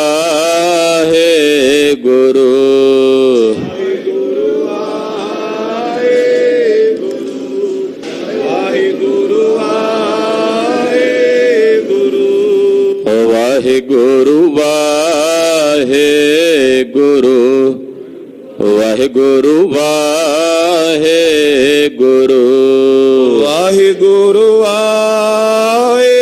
ਵਾਹਿਗੁਰੂ ਵਾਹਿਗੁਰੂ ਵਾਹਿਗੁਰੂ हे अच्युत हे पार ब्रह्म ਅਬਨਾਸੀ ਅਗਨਾਸ हे पूरन हे सर्वमय ਪੰਜਨ ਗੁਣਤਾਸ हे संगी हे निरंकार ਨਿਰਗੁਣ ਸਭ ਟੇਕ हे गोबिंद हे गुण निधान ਜਾਂ ਕੇ ਸਦਾ ਬਵੇਕ हे अपरंपर हर हरे ਐ ਪੀਓ ਅਣਿਆਰ हे संत कै सदा संग ਤਾਰਾ ਆਧਾਰ हे ठाकुर हो दासरो ਨਿਰਗੁਣ ਗੁਣ ਨਹੀਂ ਕੋਏ नानक दीजै नाम दान ਕੋਈ ਐ ਪਰੋਏ आए प्रभ शरणागति ਕਿਰਪਾ ਨਿਧ ਦਿਆਲ एक ਅਖਰ ਹਰ ਮਨ ਬਸਤ, ਨਾਨਕ ਹੋਤ ਨਿਹਾਲ। ਵਾਹਿਗੁਰੂ ਨਾਮ ਜਹਾਜ ਹੈ, ਚੜੇ ਸੋ ਤੇਰੇ ਪਾਰ। ਜੋ ਸ਼ਰਦਾ ਕਰ ਸੇਵੰਦੇ, ਗੁਰ ਪਾਰਿ ਉਤਾਰ ਨਿਹਾਲ। ਵਾਹਿਗੁਰੂ ਨਾਮ ਜਹਾਜ ਹੈ, ਚੜੇ ਸੋ ਤੇਰੇ ਪਾਰ। ਜੋ ਸ਼ਰਦਾ ਕਰ ਸੇਵੰਦੇ, ਗੁਰ ਪਾਰਿ ਉਤਾਰ ਨਿਹਾਰ। ਵਾਹਿਗੁਰੂ ਜੀ ਕਾ ਖਾਲਸਾ, ਵਾਹਿਗੁਰੂ ਜੀ ਕੀ ਫਤਿਹ।